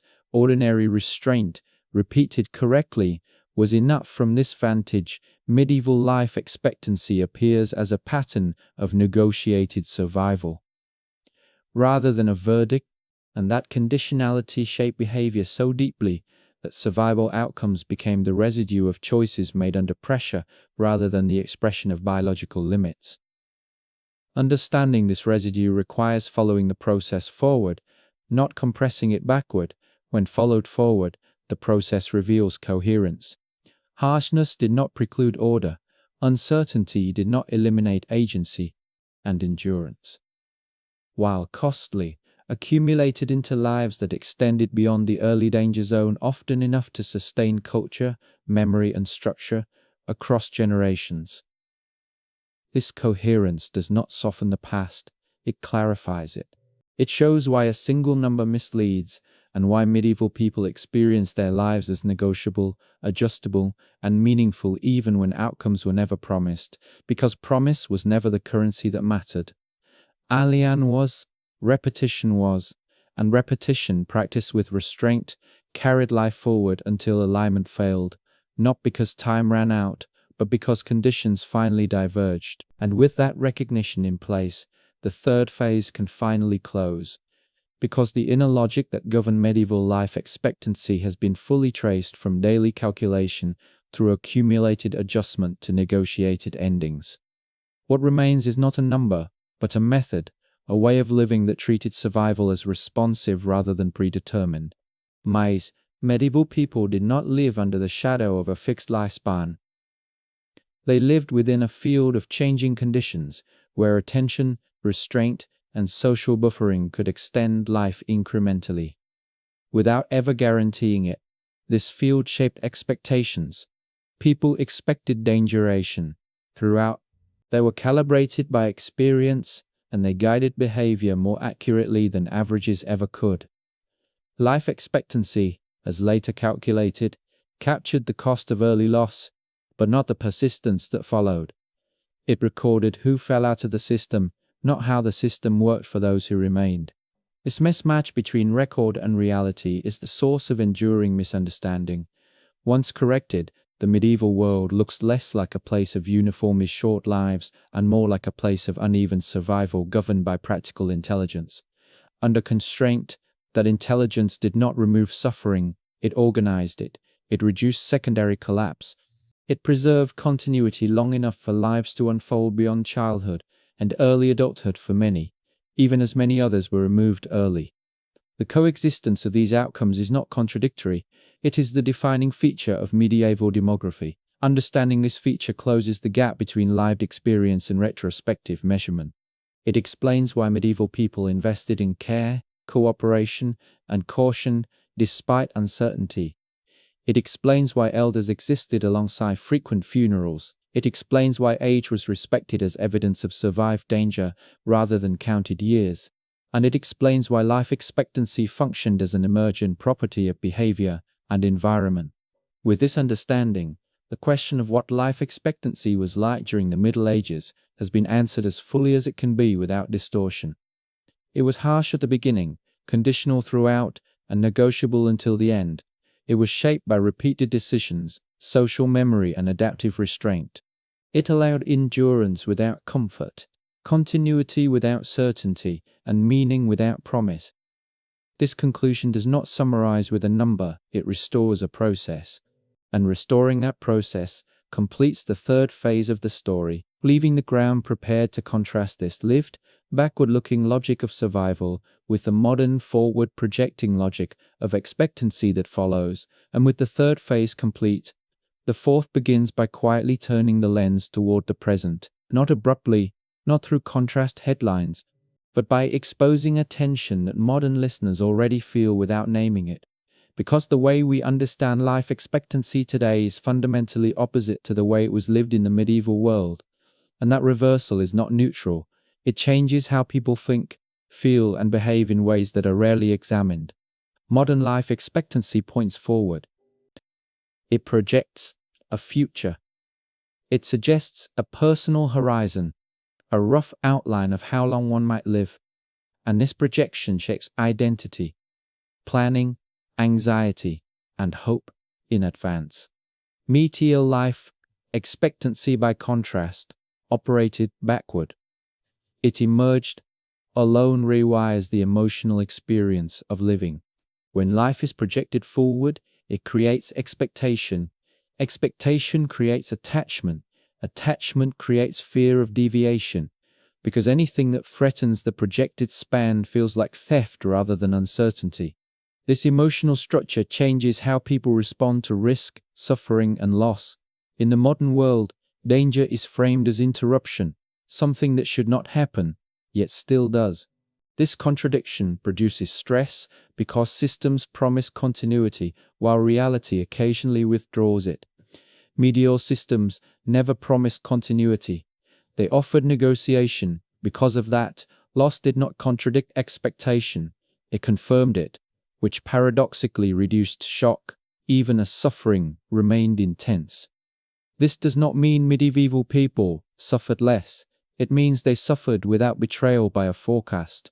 That distinction matters, because betrayal amplifies distress in ways raw hardship does not. When modern people hear medieval life expectancy figures, they often interpret them as evidence of ignorance or fatalism. The opposite may be closer to the truth, and that absence of projection changed how uncertainty was metabolized. Life was managed in the present, not measured against a promised future. This orientation created a kind of psychological elasticity that modern systems often lack. Today, life expectancy, statistics shape policy, insurance, retirement, identity, and self-worth. They become benchmarks against which individuals compare themselves. This comparison introduces pressure that medieval people never experienced because survival was not framed as underperforming a number. You either continued or you did not. Continuation carried its own meaning without reference to an abstract average. This difference alters how aging is felt. Modern aging felt like accumulating proof. Proof changed how one was treated, how one was supported, and how one evaluated risk. This inversion also affects how death is perceived in modern contexts. Death before the projected span feels premature, regardless of circumstance. In medieval contexts, death was judged by preparation, alignment, and continuity. A death could be timely or untimely based on whether obligations were settled, knowledge transmitted, and dependence secured, not on whether a numerical threshold had been crossed. This framework softened disruption even when grief remained, because it anchored meaning in process rather than duration. Modern listeners sense this difference intuitively, which is why medieval life both repels and fascinates. It appears brutal but coherent, harsh but ordered. That coherence draws attention because modern life often feels safer, yet psychologically more fragile, precisely because expectations are higher and less flexible. When modern systems fail, they fail against a backdrop of promise, and that failure feels catastrophic. Medieval failures occurred against a backdrop of contingency and were absorbed into adaptation rather than rupture. This does not romanticize the past, it exposes a trade-off. Safety increases projection, projection increases von morph. Medieval people inhabited time locally, seasonally, and retrospectively. Modern people inhabit time globally, linearly, and prospectively. Each mode carries costs. Medieval endurance required constant adjustment. Modern projection requires constant reassurance. When reassurance falters, anxiety rises even in the absence of immediate danger. They challenge the assumption that longer projected life necessarily produces greater peace. That assumption may not hold once examined closely. Medieval life expectation, constrained possibility. But stabilized expectation expands possibility. But destabilizes expectation. That attachment changes how people experience illness, aging, and loss, even when material conditions are vastly improved. The question then is not which system was better, but what each reveals about the human relationship to uncertainty. Medieval systems normalize uncertainty and built social mechanisms to manage it. Modern systems minimize uncertainty statistically, while amplifying it psychologically, because deviation from projection becomes threatening. This tension sets the stage for the next phase, where medieval and modern logics of expectancy collide, not in data, but in lived experience, revealing why the story of medieval life expectancy continues to resonate, not because of how short lives were, but because of how differently life itself was understood, when time was something survived rather than promised. And once that collision is felt, a quieter unease settles in, because it exposes something modern listeners rarely question. If life expectancy no longer simply describes survival, but actively shapes expectation, then what happens when that expectation becomes fragile? What happens when the projected future feels less certain than promised? This is where the medieval perspective begins to feel unexpectedly relevant, not as a model to copy, but as a mirror that reflects our discomfort. Medieval people lived without the reassurance of projection, yet they developed tolerance for uncertainty through repetition and adaptation. Modern people live with projection everywhere, yet struggle when reality deviates even slightly from the forecast. This contrast does not suggest regression, it suggests imbalance. When expectation outpaces resilience, anxiety fills the gap. Longer life, when framed as entitlement rather than contingency, becomes a source of fear rather than comfort. Illness feels like violation. Aging feels like failure. Death feels like interruption instead of conclusion. Medieval life expectancy never carried that burden. It did not promise. It did not guarantee. It invited attention. it did not guarantee. Attention to what could be done now, rather than what should happen later. And this difference explains why the medieval world, despite its danger, produced a kind of psychological steadiness that modern systems often lack. Not because life was easier, but because expectation was lighter. Survival was uncertain, but it was honest. And honesty, even under pressure, stabilizes the mind in ways reassurance sometimes cannot. And from that psychological steadiness, another layer becomes visible, because when expectation is lightened, behavior changes subtly but decisively. And this difference explains why medieval societies, despite constant exposure to loss, were able to sustain continuity across generations. When people do not live under the pressure of a projected lifespan, effort is invested in practices that reduce variance, not maximo outcome. Fields are planted conservatively. Stores are rationed with memory of previous failures in mind. Social ties are maintained even when inefficient. Because redundancy contracts survival, this orientation contrasts sharply with modern system. Medieval life expectancy did not encourage acceleration, it encouraged pacing, and pacing altered how risk accumulated over time. A slower rhythm reduced catastrophic failure, even if it limited peak prosperity. This rhythm shaped labor patterns, family organizations bed in ways that are often misread. The absence of forward projection also altered how responsibility was distributed. Without a promised future span, responsibility focused on immediate contribution rather than deferred payoff. Children were valued for participation as much as potential. Elders were valued for guidance as much as productivity. This distribution kept knowledge circulating horizontally rather than waiting for generational turnover, and that circulation reduced vulnerability when sudden loss occurred. Modern systems often defer knowledge transmission, assuming tamtimuri as owe it. They treated seniority as urgent. This urgency shaped learning, apprenticeship, and memory, embedding survival skills deeply in chip. Life expectancy statistics cannot capture this urgency, yet it directly influenced how long communities endured. The modern reversal of expectancy logic shifts urgency elsewhere. Planning replaces adaptation. Insurance replaces attentiveness. These tools increase security statistically, but they also externalize responsive statistics. When systems fail, individuals feel exposed because the protective mechanisms they trusted operate at a distance. Medieval protection operated nearby, in faces known and routine shared, that proximity softened fear, even when danger remained. This difference helps explain why modern listeners often feel a vague longing when encountering medieval life. The longing is not for hardship, but for coherence, for a system where survival logic was visible, understandable, and shared.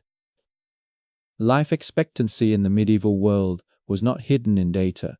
It was enacted in choices, habits, and limits recognized collectively. Everyone knew why certain behaviors matters.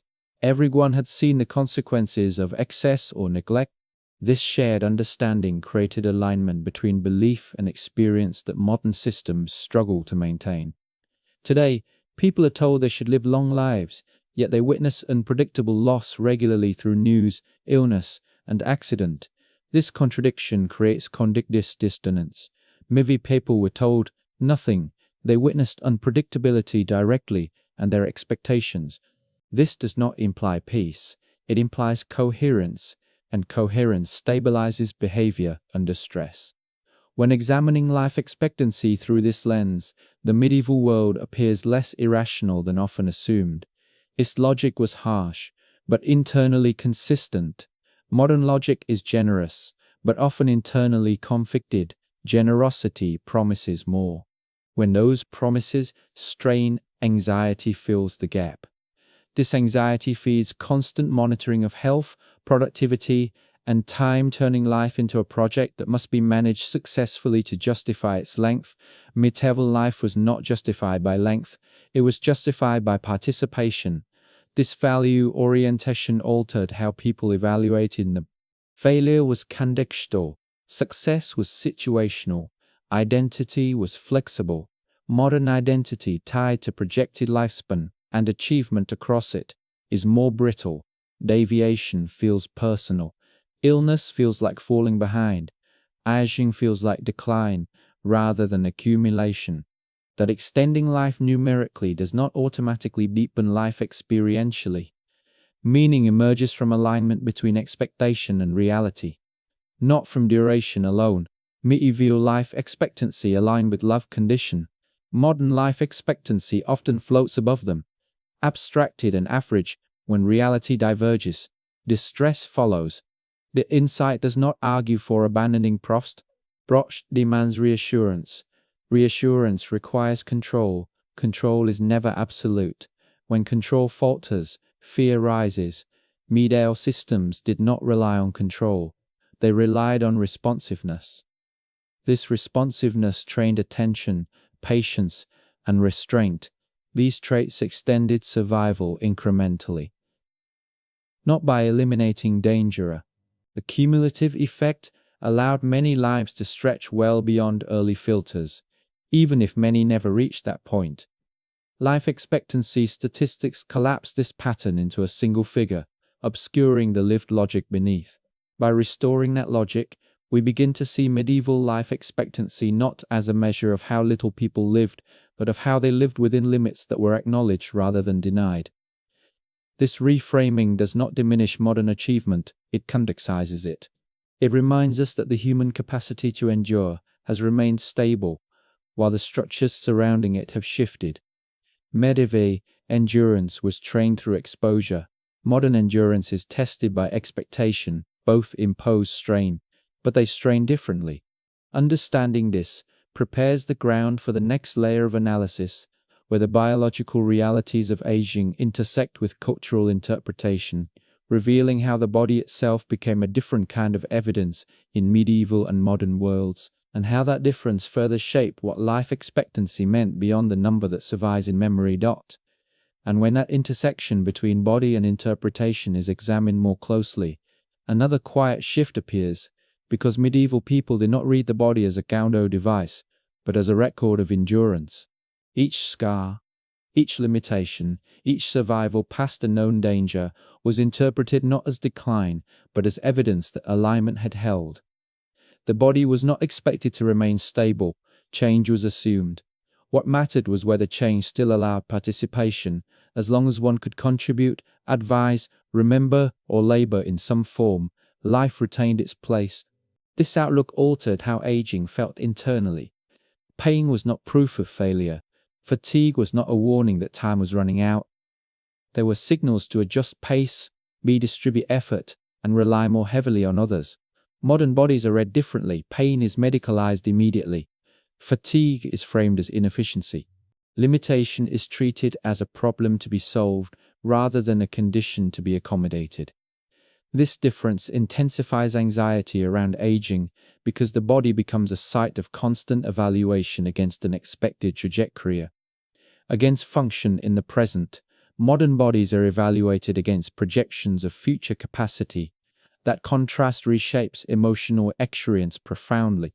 In the medieval world, reaching advanced age was not associated with surpassing an average. It was associated with having navigated enough hazards to remain. Age carried authority, not because it represented years accumulate, but because it signaled tested surviving. Elders embodied proof that adaptation was possible. This reassurance mattered more than numbers ever could in modern contexts. Reassurance is outsourced to statistics. Charts replace elders. Projections replace memory. Yet statistics cannot model individual disruption, and projections cannot comfort. When reality diverges, medial reassurance was embodied. It stood nearby. The way illness was interpreted followed the same pattern. Medieval illness was contextualized within environment, season, labor, and diet. Recovery was uncertain, but uncertainty was expected. Illness did not immediately threaten identity. Modern illness often does, because it interrupts a projected narrative.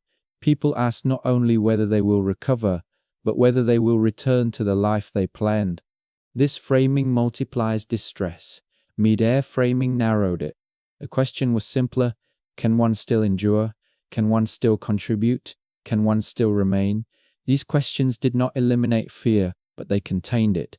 When life expectancy is understood through these embodied lenses, the medieval world appears less defined by short lives. Lives were extended not by denying decline, but by integrating it. The body was allowed to change without invalidating the person. Modern systems struggle with this integration. Longevity has increased, but tolerance for bodily unpredictability has not increased at the same pace. This mismatch produces unease. People live longer, yet feel more threatened by signs of limitation. Medieval people lived shorter on average, yet felt less betrayed by change. This paradox unsettles modern listeners because it suggests that peace is not guaranteed by duration. Life expectancy, then, becomes a mirror reflecting not only mortality, but values. It shows what a society expects from time, from bodies, and from survival itself. Medieval expectancy accepted fragility and built around it. Modern expectancy resists fragility and attempts to smooth it statistically. Both approaches extend life in different ways. Both impose costs. Recognizing this does not require choosing one over the other. It requires understanding that numbers alone cannot tell the story. The medieval experience reminds us that living is not simply about reaching a projected endpoint. It is about remaining aligned with conditions as they unfold, adjusting without resentment, and finding meaning not in how long one might live, but in how coherently one continues while living. And as that mirror settles into place, the modern listener begins to notice a quiet discomfort because the medieval relationship to time exposes something unresolved in contemporary life. When time is projected forward as a promise, it becomes something to protect, to optimize, to defend. Each year gained increases the perceived value of the future, but also increases the perceived cost of losing it. This creates a subtle escalation of fear that grows alongside longevity. The longer one expects to live, the more catastrophic interruption. Feels medieval people did not experience this escalation in the same way because expectation did not accumulate. Survival was never banked. It was renewed each season lived, did not guarantee the next. This prevented the compounding of anxiety that modern systems quietly generate. Fear existed, but it did not compound across decades. It reset with conditions. This reset mechanism mattered more than comfort. It kept psychological load proportional to immediate risk. Modern life often reverses this relationship.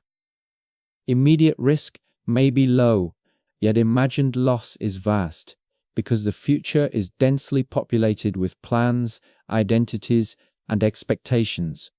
When illness or disruption appears, it threatens not only the present but the entire projected structure. Medieval disruption threatened the present alone. This difference explains why modern people can feel overwhelmed even in relative safety, while medieval people could function under constant threat. The load was distributed differently across time. Medieval endurance concentrated effort on now. Modern endurance stretches effort thin across imagined futures. Medieval vigilance was narrow and practical. Watch the weather, watch the body, watch the stores. Modern vigilance is abstract. Watch the numbers, watch the trends, watch the projections. Abstract vigilance exhausts without resolving. Practical completion matters for sleep, for rest, for psychological recovery. Medieval nights follow days of resolved effort. Modern nights follow days of unresolved anticipation. This difference alone alters how deeply people rest. Life expectancy as projection reaches into the nervous system. It trains the body to remain alert beyond necessity. Medieval expectancy did not train alertness, it trained responsiveness. Alertness without resolution accumulates tension. Responsiveness with resolution dissipates it. This distinction helps explain why modern longevity coexists with widespread fatigue. Despite unprecedented comfort, comfort does not neutralize expectation. It amplifies it. Vivid discomfort, limited expressed in. Modern limits are hidden behind systems. Modern limits are hidden behind system. When limits are here, they arrive suddenly. creating shock. Medieval limits are arrived gradually. Shock was less acute, even when loss was severe. This pattern shapes how grief unfolded. Medieval grief was intense, but it was embedded within continuity. Loss was expected to occur within a lifetime. Modern grief often feels anomalous. It disrupts a narrative that promised more time. This narrative disruption intensifies suffering. It implies it was contextualized. Conk absorbs force. Numbers do not. Life expectancy numbers strip context. They tell how many years were lived, but not how those years were held. Bed of life expectancy, when understood as lived structure rather than statistic, reveals a society organized around absorbing loss without collapsing meaning. It was distributed throughout participation. One did not need to reach old age to justify existence. One needed to contribute while able. This reduced the stakes of duration. Modern systems raise the stakes. Long life becomes the measure of success. Shortened life becomes failure, regardless of contribution. This framing pressures individuals to justify survival continuously. It also devalues lives that deviate from the expected arc.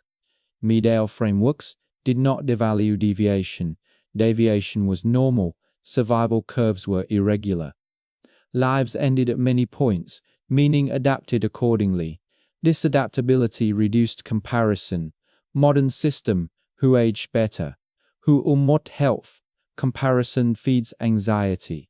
Anxiety shortens perceived time. Even as actual time increases, medieval people had little basis for comparison. Each life was local. Each outcome was personal. Without global averages, there was no universal standard to fall short of. This absence protected self-worth. Modern abundance of data erodes it against which bodies and choices are measured. Falling short feels personal, even when causes are structural or random. Medieval people understood random intimately. They did not internalize it as failure. Modern people often do, because projection implies control. When control fails, blame seeks a target. Often, that target is the selfies. This internalizing compromised, risk it, weather, disease. These were forces to negotiate, not reflections of personal inadequacy. This externalization preserved dignity under loss. Modern frameworks internalize risk management. Health becomes responsibility. Longevity becomes a urge. Shame can accompany grief. This is a heavy psychological cost attached to extended life. Expectancy, it is rarely acknowledged, because it hides beneath success narratives. Medieval life expectancy carried no success narrative, it carried a survival narrative. Survival narratives do not require perfection, they require persistence. Persistence tolerates imperfection. Less brittle, even when materially fragile. Modern societies are materially robust, yet psycho-big-truction. It argues for recalibrating expectation, for recognizing that living longer does not automatically mean living lighter, without aligning expectation to uncertainty. Added years can carry added weight. Life expectancy, then, is not merely about how long humans live, it is about how humans relate to time, risk, and meaning across that span. Medieval people related to time as something negotiated daily. Modern people relate to time as something promised conditionally. When promises strain, distress follows. When negotiation is constant, distress remains contained. This insight reframes the medieval past not as a failure to achieve longevity but as an alternative organization. An organization that accepted fragility openly, distributed meaning widely, and allowed life to be lived without the constant pressure of becoming what a number suggests one should be.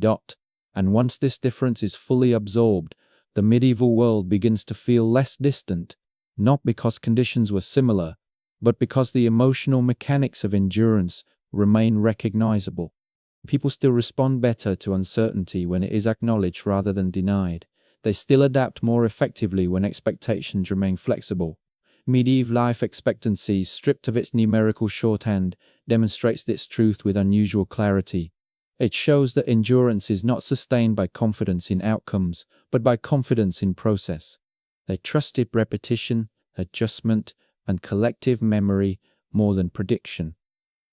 This trust stabilized behavior under pressure. Modern systems trust prediction. When prediction fails, trust fractures.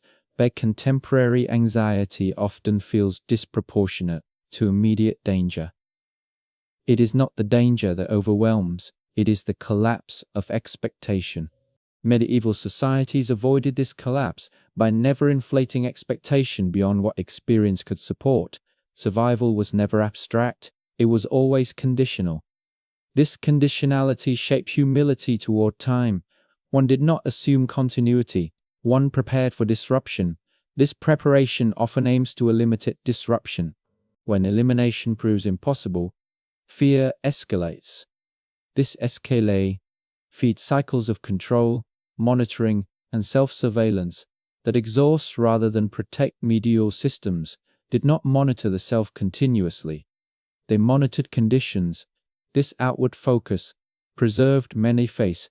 Expectancy, the lot about returning to risk, it is about recalibrating how expectation is carried. Longevity without psychological alignment can become a burden. Shorter lives when aligned with reality can feel coherent.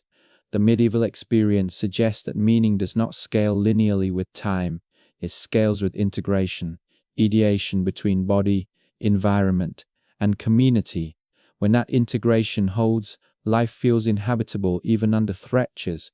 Life expectancy figures, when treated as in Thai, obscure this integration. When treated as reflections of life structure, they reveal it.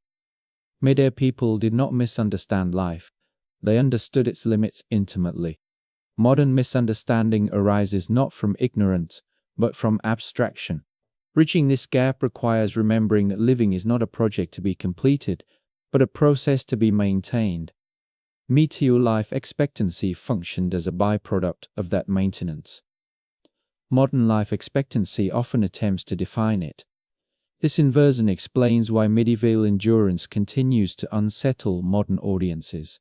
It reminds us that peace emerges when expectation, uncertainty, and effort remain in balance, and that balance, once lost, cannot be restored by adding years alone. And when that balance fails to hold, another consequence emerges quietly, because modern life expectancy not only shapes expectation, it reshapes attention. Attention shifts away from the present and toward preservation of a future self that may never fully arrive.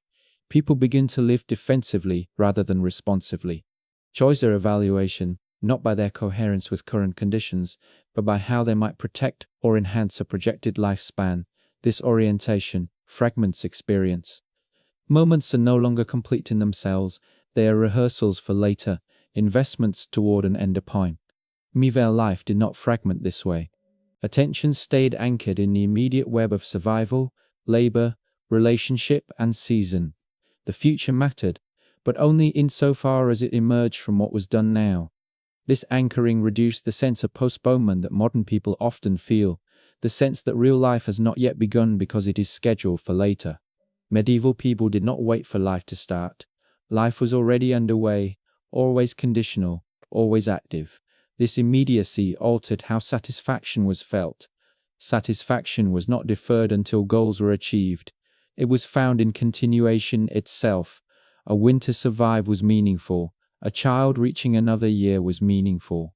These milestones were modest, but they accumulated meaning steadily rather than concentrating it at the end of life. Modern systems often concentrate meaning in milestones tied to age or achievement. Retirement, longevity, legacy.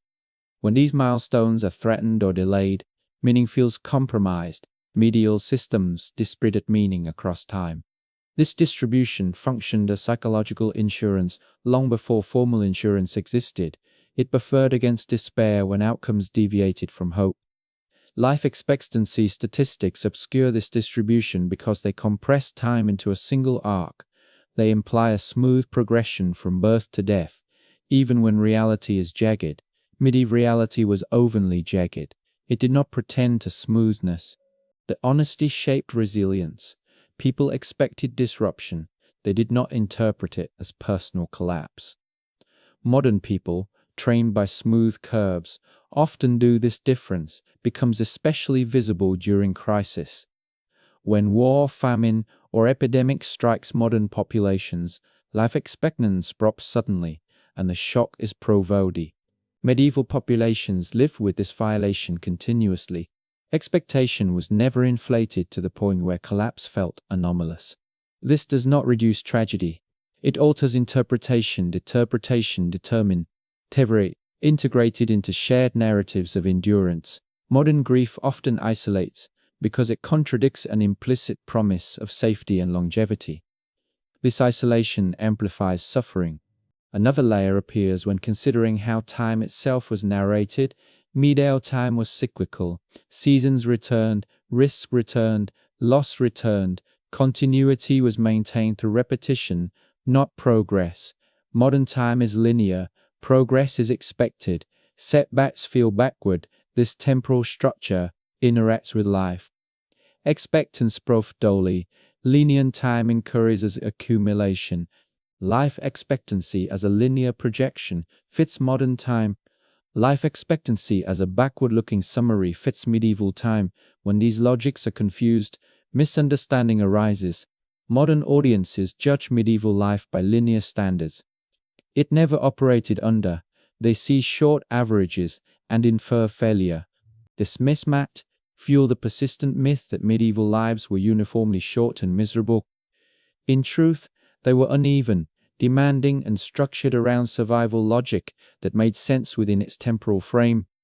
Understanding this frame dissolves the shock value of low averages and replaces it with a more complex picture of endurance under constraint. Modern fascination with medieval life expectancy often carries an unspoken question. How did people endure without the guarantees we rely on?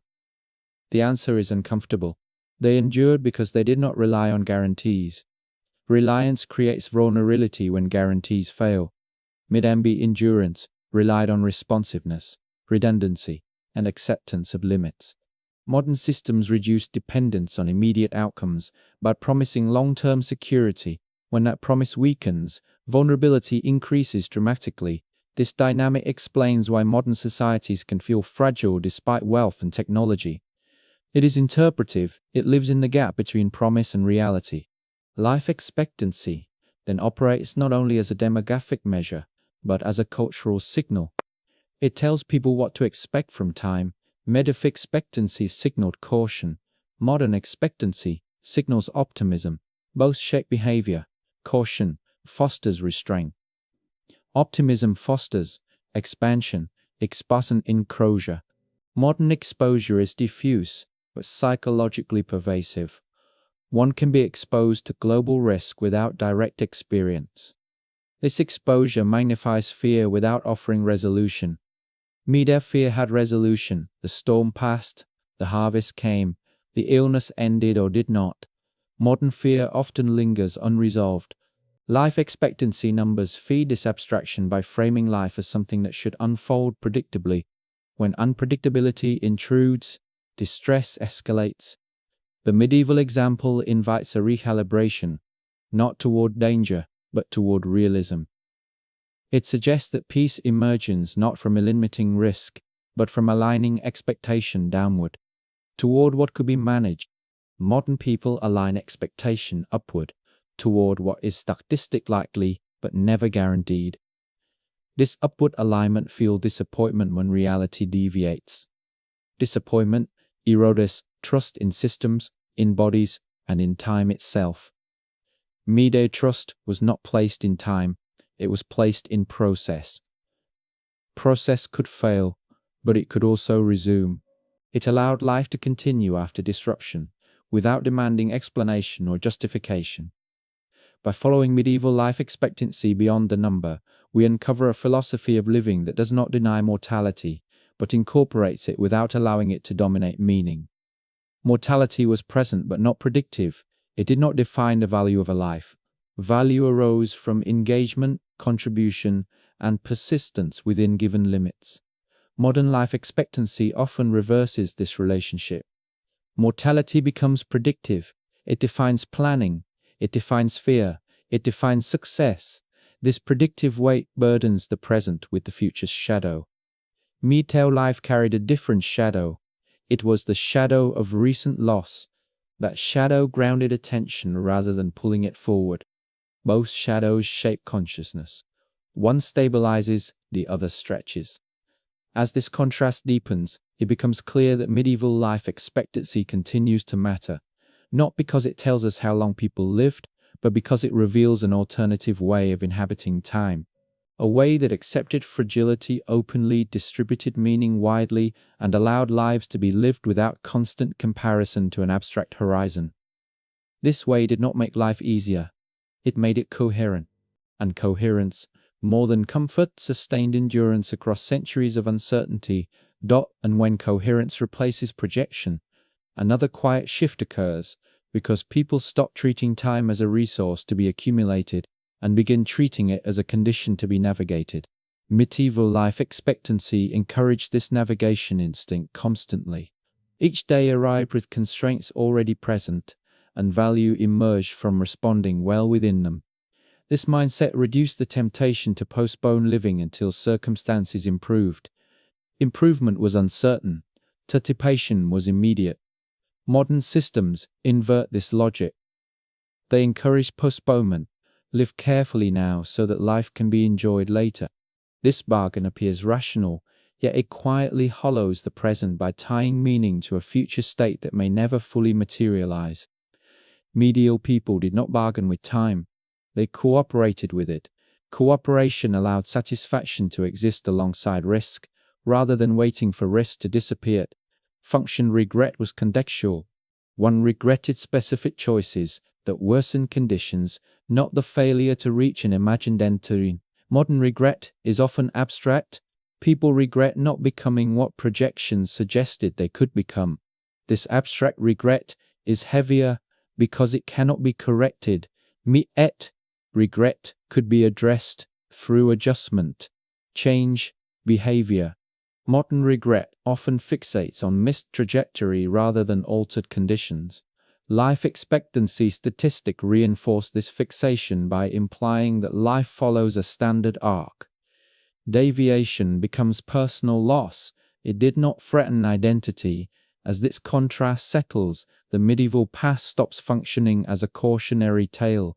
It diagnoses a modern discomfort, with uncertainty that numbers were meant to solve, but have instead amplified. The medieval world shows that endurance does not require certainty. It requires alignment, aligner between expectation and reality. Align between event and outcome, align between individual limits, and put in indivin amot. And a fracture life can feel unbearable even when materially secure. Life expectancy in this sense is not simply about length, it is about posture toward the unknown. Medieval posture was humble, responsive, and grounded. Modern posture is confident, predictive, and stretched. Both achieve survival in different ways. Both generate blind spots. The medieval blind spot was preventable suffering. The modern blind spot is preventable anxiety. Neither is trivial. Understanding both allows a fuller picture to emerge, one that resists nostalgia and triumphalism alike, by returning to the medieval logic of expectancy, not to adopt it, but to understand it. Modern listeners gain a reference point outside projection, a reminder that living does not need to be justified by how long it lasts. It needs to be sustained meaningfully while it unfolds. Medieval people sustain meaning through participation, adaptation, and shared memory. Modern people often seek meaning through anticipation, optimization, and comparison. These strategies pull attention forward. This steadiness did not eliminate fear, it contained it, and containment matters. Fear that is contained informs action. Fear that is projected paralyzes it. Life expectancy as a live structure can either contain fear or amplify it, depending on how it frames time. Media framing contained modern framing often amplifies. It completes it by restoring a dimension of endurance that statistics alone cannot provide. And as this comparison narrows, attention begins to turn inward, because the distance between medieval life and modern life is no longer historical, it is psychological, and the listener can feel it operating quietly in their own routine. Living by projection does not feel dramatic. It feels normal. Plans extend forward. Calendars fill. Health metrics are tracked. Future are simulated repeatedly, not out of fear at first, but out of responsibility. Yet over time, this responsibility accumulates weight. The future becomes crowded with versions of the self that must be protected. Each choice feels consequential beyond its moment. Rest becomes conditional. Even calm carries an undertone of maintenance, because it must be preserved for later. This is where fatigue begins, not in the body but in attention. Attention is pulled forward constantly, monitoring what has not yet happened, rehearsing outcomes that may never arrive. The medieval listener did not live this way, but the modern listener does, often without noticing it as strain. It feels like maturity, it feels like prudence, yet it slowly drains presence. When life is lived against a projected span, moments are rarely allowed to stand alone. They are evaluated. Is this healthy? Is this productive? Is this worth the time? Time itself becomes a resource that must be justified. This justification loop tightens with age. Because the projection sharpens, one becomes increasingly aware of the number ahead. Even if it is never spoken, that number creates an invisible deadline against which experiences are measured. Medieval people did not experience this deadline internally. Their deadline was external and immediate: weather, conflict, hunger. Because risk was visible, time did not need to be abstracted. Modern risk is often invisible. It lives in probabilities. Probabilities invite imagination. Imagination, when unchecked, produces anxiety that feels rational but never resolves. This is why modern people can feel tense even in safety. The phrase "must live long" carries an unspoken demand. It suggests obligation. It implies that longevity is not only desired but required. This requirement reshapes identity subtly. Illness becomes interruption. Aging becomes deviation. Slowing down feels like falling behind. None of this was true in the medieval frame. There was only still here or no longer here. Survival did not need to be justified by duration. It justified itself by continuation. The modern listener, when sitting with this contrast, may recognize a familiar pressure. The pressure to optimize health, not for comfort now but for security later. The pressure to delay satisfaction until it can be enjoyed properly. The pressure to remain vigilant because the future is long and must be protected. Over time, this vigilance becomes exhausting. It turns life into a continuous act of prevention rather than participation. This exhaustion does not come from living too long.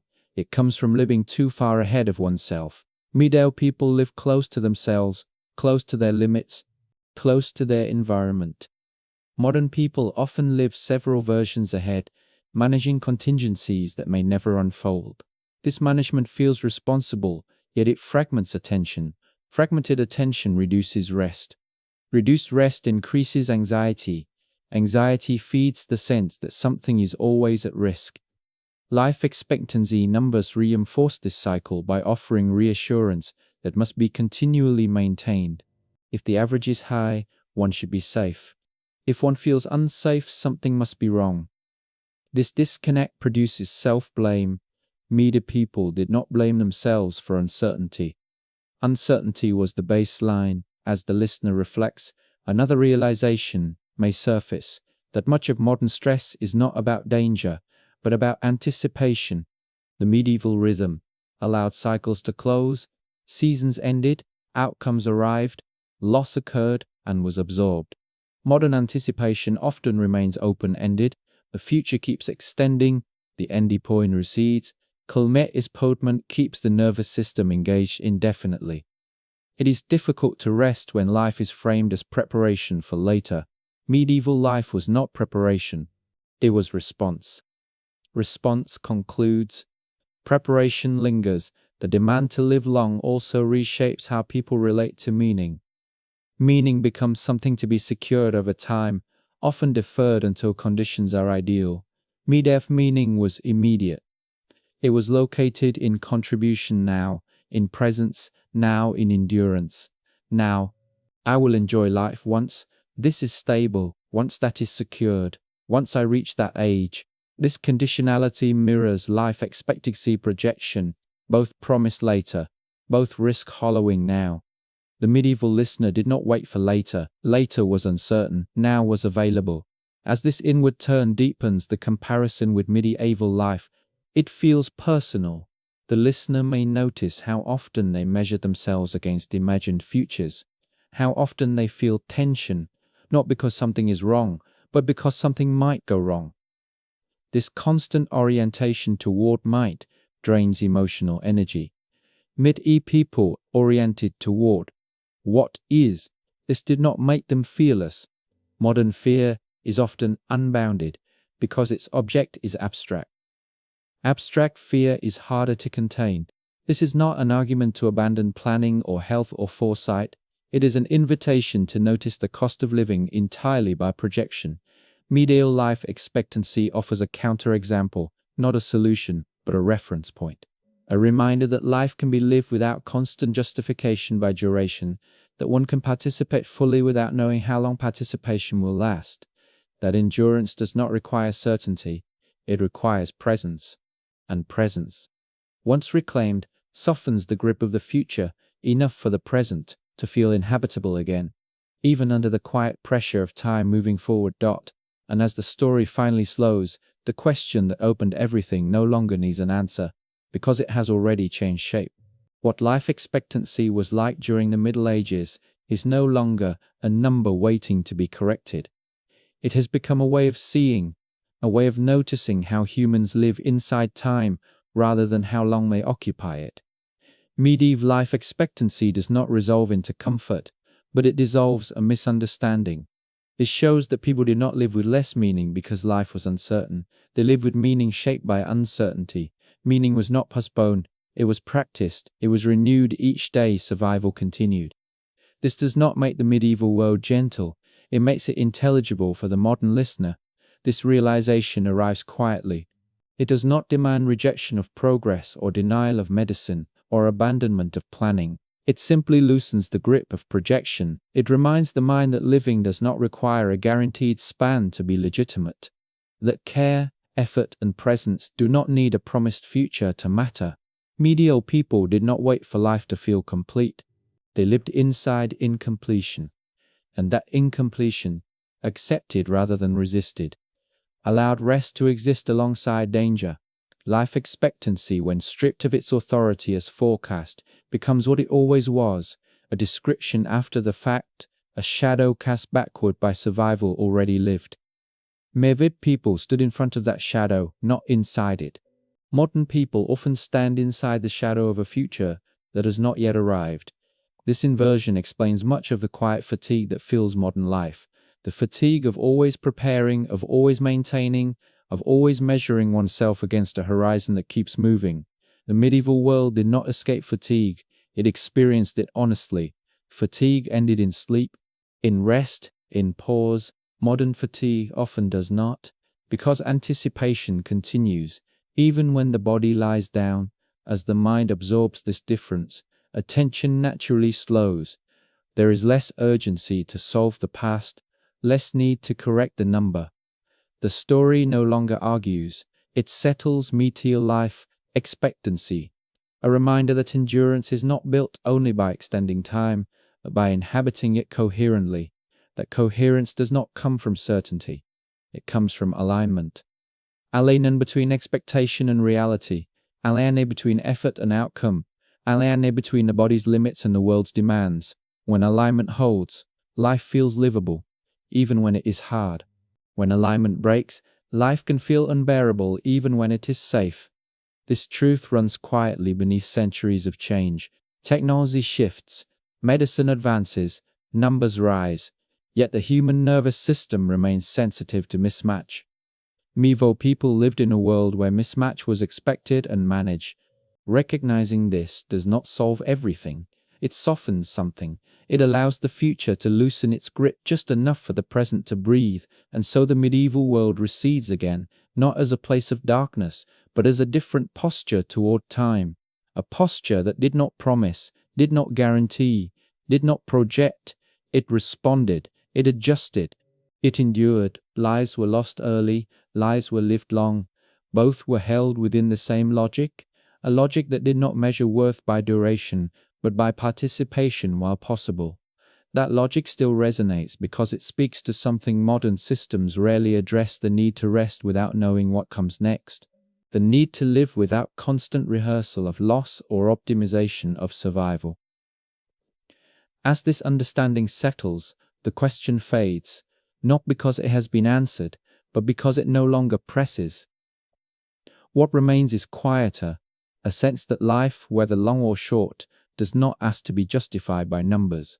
It asks to be lived where it is, as it is, until it is not. Medial life expectancy reminds us of that simplicity, not as comfort, as clarity. And clarity, once found, has a way of carrying the mind gently towards stillness, where the future loosens, the past softens, and the present is finally allowed to be enough. And with that understanding fully settled, nothing more needs to be added, only allowed to drift, because the mind has already done the work it needed to do, and now it can rest inside what remains. There is no final argument to make, no correction left unfinished, no number waiting to be fixed. The story has loosened its grip. What stays behind is a slower awareness of time, one that does not rush forward or pull backward, but simply stays where the body already is. Breathing continues. Thoughts arrive more softly. The future no longer presses for rehearsal. The past no longer asks to be explained. This is the quiet space medieval life expectancy points toward when stripped of shock and comparison, not a lesson but a posture. In that posture, living is no longer measured against length. It is felt as continuity of breath, continuity of small adjustments that require no justification beyond the fact that they are happening. Medieval people lived inside this continuity because they had no alternative. Modern listeners can enter it briefly by choice, by letting the projected future step aside for a moment. Nothing is lost when it does. Plans remain where they are. Numbers remain unchanged. But the nervous system is given permission to stop holding everything at once. When life is no longer framed as something that must reach a certain distance, the body relaxes into the simple task of remaining. Remaining attentive. Remaining responsive. Remaining here. This was never about courage or resignation. It was about alignment alienton that allows effort to rise when needed and settle when it is not. Medieval endurance depended on this settling as much as on action. Rest was not indulgence, it was recovery. Recovery allowed endurance to continue. Without it, survival failed quickly. Modern life often delays rest until conditions feel secure. Medieval life rested whenever rest was possible. That difference still matters, because bodies have not changed as much as expectations. As attention softens, the idea of life expectancy fades into the background where it belongs. It becomes just another description, useful at a distance, unnecessary up close. What matters up close is sensation, warmth, stillness, the quiet recognition that nothing needs to be decided right now. Medieval people did not lie awake calculating how long they might live. They lay awake listening for danger and slept when it was absent. Modern listeners lie awake imagining futures. The medieval posture invites a pause in that imagining, not forever, just long enough for the mind to remember that it does not need to solve time to inhabit it. The medieval world does not offer comfort, it offers honesty. And honesty, when accepted, reduces tension. Tension dissolves when there is nothing left to defend, no promised span to protect, no imagined loss to prevent, only the present condition already unfolding, already sufficient. This sufficiency is subtle, it does not announce itself. It simply allows the body to sink into the surface. It is resting on, the breath to deepen without instruction, the thoughts to lose their urgency.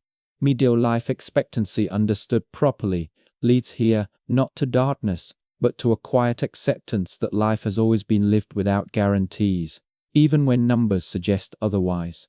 As the mind follows this acceptance, effort naturally decreases. The story does not need to continue, it can repeat gently or not at all. The themes have already circled enough times to loosen their edges: endurance, alini, uncertainty, presence. These words no longer demand attention. They dissolve into rhythm slows. The listener no longer needs to compare worlds, centuries, or systems. Comparison has served its purpose. What remains is rest. In this rest, there is no requirement to be productive with time, no need to optimize sleep or prepare for tomorrow. Medieval people rested because rest allows survival to resume. Modern listeners can rest because nothing is required of them in this moment. The future will arrive on its own. It does not need to be carried forward manually. The past has already settled. It does not need to be replayed. Between the two there is space. That space is where the story ends. Not with a conclusion, but with a release. Life expectancy recedes completely now, leaving only the experience of being alive without measuring it, breath after breath, moment after moment. Enough without explanation, enough without promise. Enough as it is. And as that release continues, even the idea of an ending becomes unnecessary, because nothing is being concluded, only allowed to quiet. The body remains where it is, the room remains unchanged. Time moves, but without urgency. There is no signal to respond to, no task waiting just beyond this moment. Medieval people did not think of rest as an escape from life. It was part of life's rhythm, arriving naturally when effort could pause. That rhythm still exists even now beneath modern schedules and projections. It does not need to be rebuilt, it only needs space to surface. When attention is no longer stretched forward, sensations become simpler. Breathing becomes noticeable without being controlled. Muscles release without instruction. Thoughts still appear, but they no longer insist on being followed. This is not sleep yet. It is the slowing that makes sleep possible. Medieval nights were not filled with analysis. They were filled with listening, then silence. This moment offers a brief return to silence, where nothing reminds you of how much time remains or how much time has passed. Life expectancy is completely faded now because it was never meant to be held this close. It belongs to distance, to overview, to abstraction. Close in where the body rests, it has no function. Medieval people lived most of their lives at this distance, close to sensation, close to effort, close to rest. Modern listeners can touch that closeness without giving anything up. No decision is required, no belief needs to change. Only attention softens. In this softened state, the future stops demanding rehearsal. Tomorrow can wait. The mind does not need to prepare for it tonight. Whatever comes will come with its own conditions, just as it always has. Medieval people trusted that because they had no alternative. Modern listeners can allow that trust temporarily, knowing that nothing important is being neglected by doing so. Rest is not avoidance. It is alignment returning. The story has already done what it needed to do. It loosened comparison. It slowed judgment. It removed the pressure to measure life against a number. What remains is not an idea, but a feeling of enoughness that does not need to be named. This feeling does not promise comfort. It allows ease. Ease is quieter than comfort. It arrives without excitement. It stays without effort. As this ease spreads, there is no reason to keep listening for meaning. Meaning has stepped aside. The words themselves can begin to blur, becoming texture rather than message. Medieval endurance did not require constant interpretation. It required presence. Presence is already here. Nothing needs to be added to it. And so the mind can drift not away but inward, toward a place where time is no longer something to manage, where life is not being evaluated, where the body is allowed to do what it does naturally when nothing interrupts it. This is where the story finally leaves you, not at an answer, not at a conclusion, but at rest, which has always been the quiet ground beneath every question, waiting patiently to be noticed again. Not as the final thoughts settle, there is nothing left to resolve, no number to correct, no conclusion to defend. The idea of life expectancy loosens its grip, not because it has been disproven, but because it no longer needs to be carried. What remains is a quieter awareness that living was never meant to be endlessly or justified in advance. It was meant to be inhabited moment by moment under conditions that are never fully known. Medieval life expectancy fades here, not as a statistic, but as a reminder that endurance does not come from certainty. It comes from alignment, from meeting each phase of life as it arrives, without demanding guarantees from what comes next. In this light, the pressure to live long softens, the tension around the future eases. Survival is no longer a race toward a projected finish line, but a process unfolding at its own pace. Effort remains, but strain diminishes. Attention returns to what is already present. Breathing, resting, continuing. The medieval world does not offer instruction. It offers contrast, a different way of carrying time, and that contrast is enough to let the mind slow, to release comparison, to stop rehearsing outcomes that have not arrived. Here, nothing needs to be added, nothing needs to be extended. Life does not ask to be measured before it can be lived, and in recognizing that the story comes to rest,